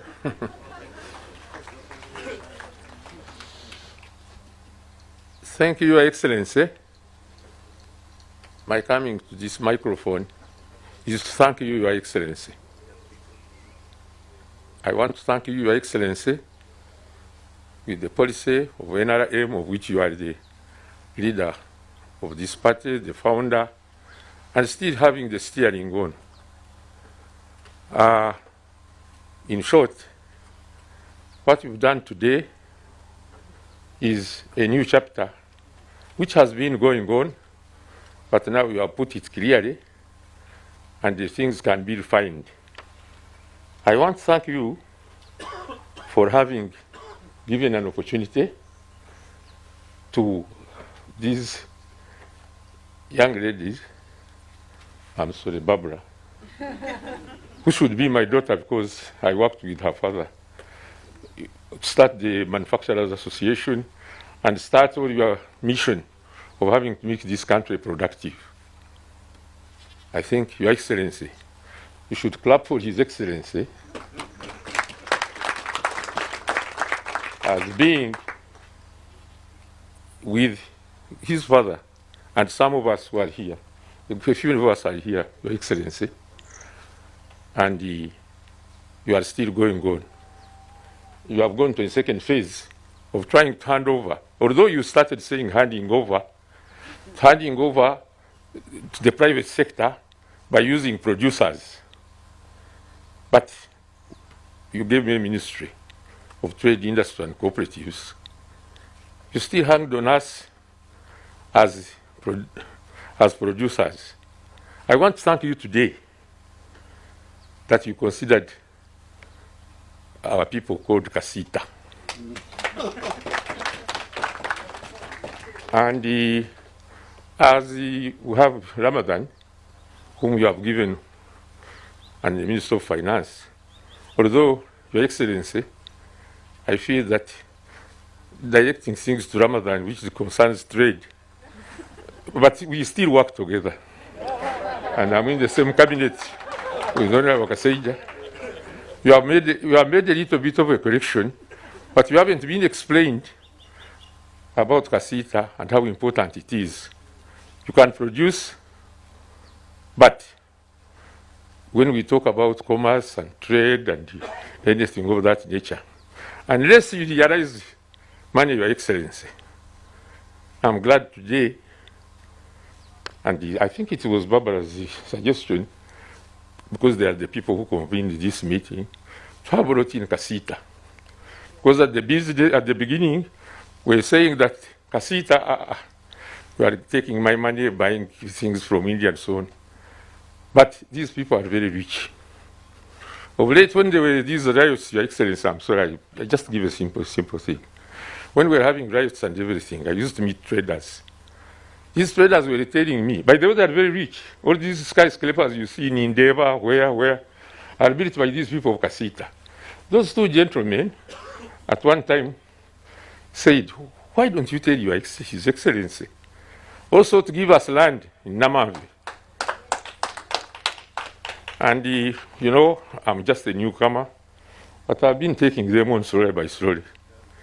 And my ministry is committed to make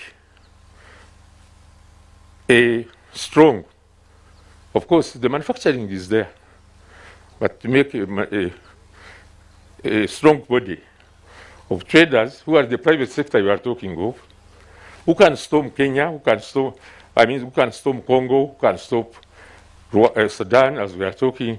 And incidentally, the people who are suffering now with compensations are private traders who are taking these goods across, not the manufacturers themselves. But I'm happy, Your Excellency, that at least today you have changed your mind and thought about our people.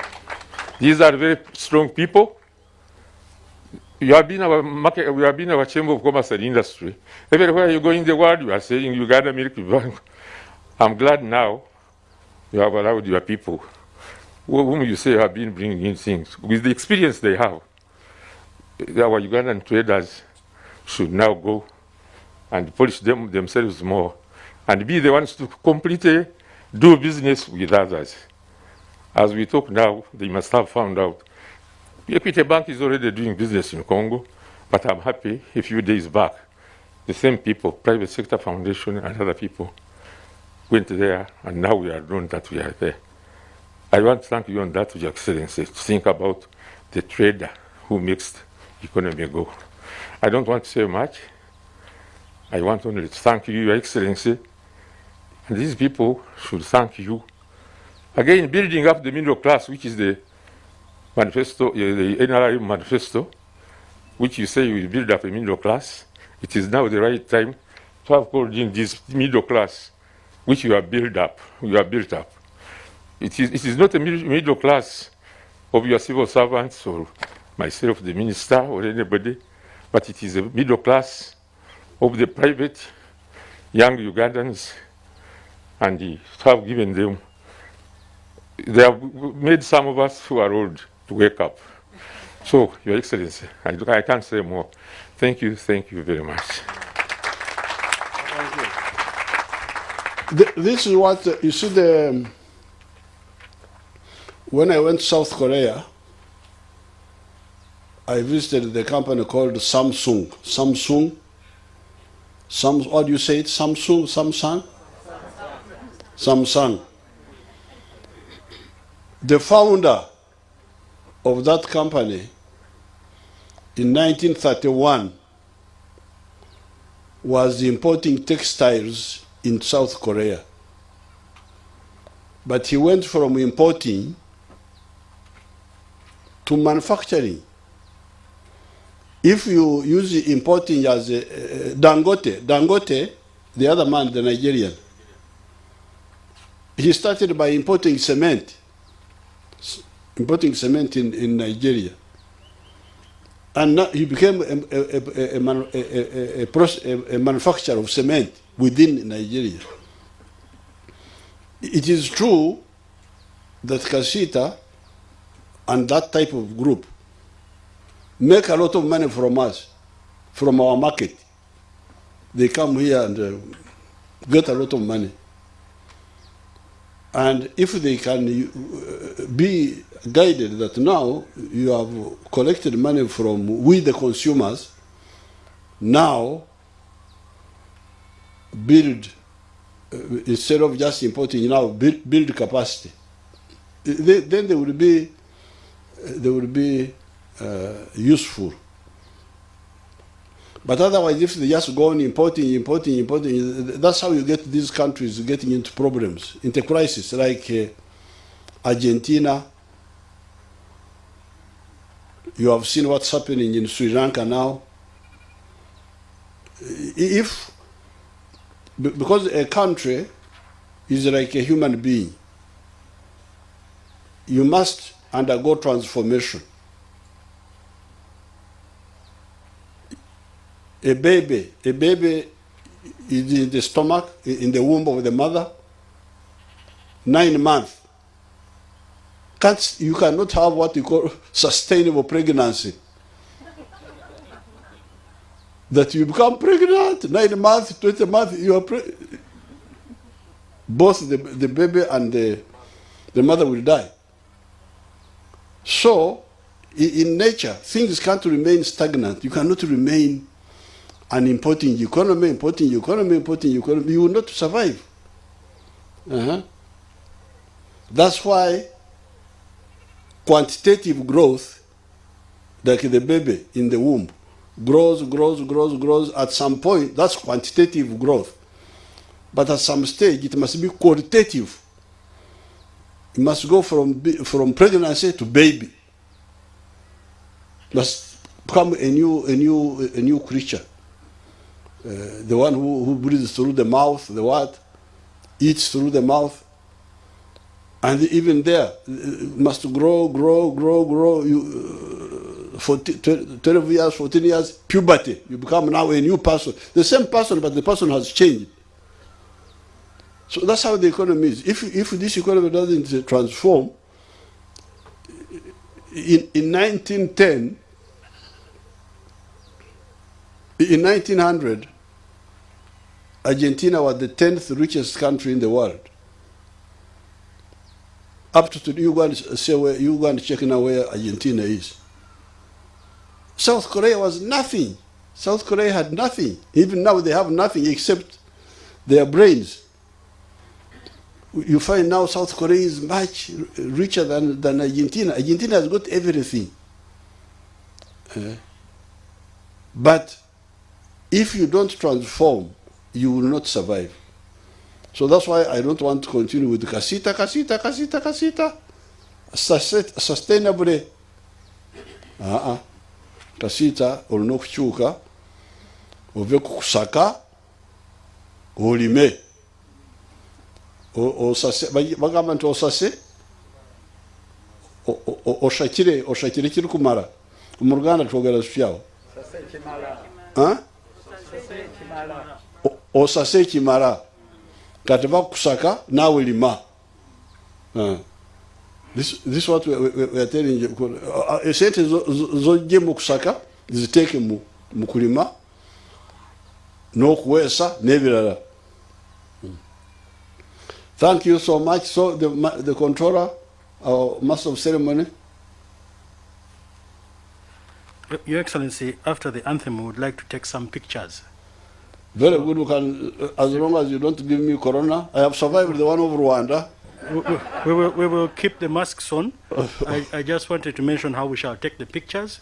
In small groups? Yes, one group will be with you, Your Excellency, and Mama, and the PCF board and the Secretariat, plus the ministers. Very good. You will manage it. And then the second one, yourself. Don't worry. But everybody should take, but in groups. Yes, Your Excellency. There will be 3 different groups. We will all be eventually covered. Thank you. Thank you, Your Excellency. I would like us to be upstanding for the anthem.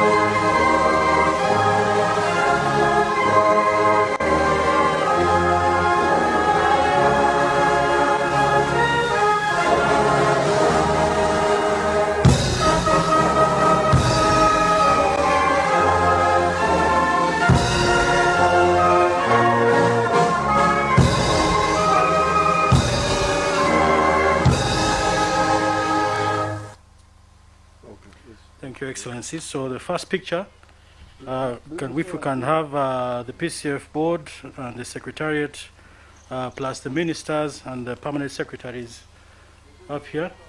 After that picture, we'll move quickly. After that picture, we'll have the next picture, which will have His Excellency, Mama, the board, and the ministries and the agencies, people from the different departments.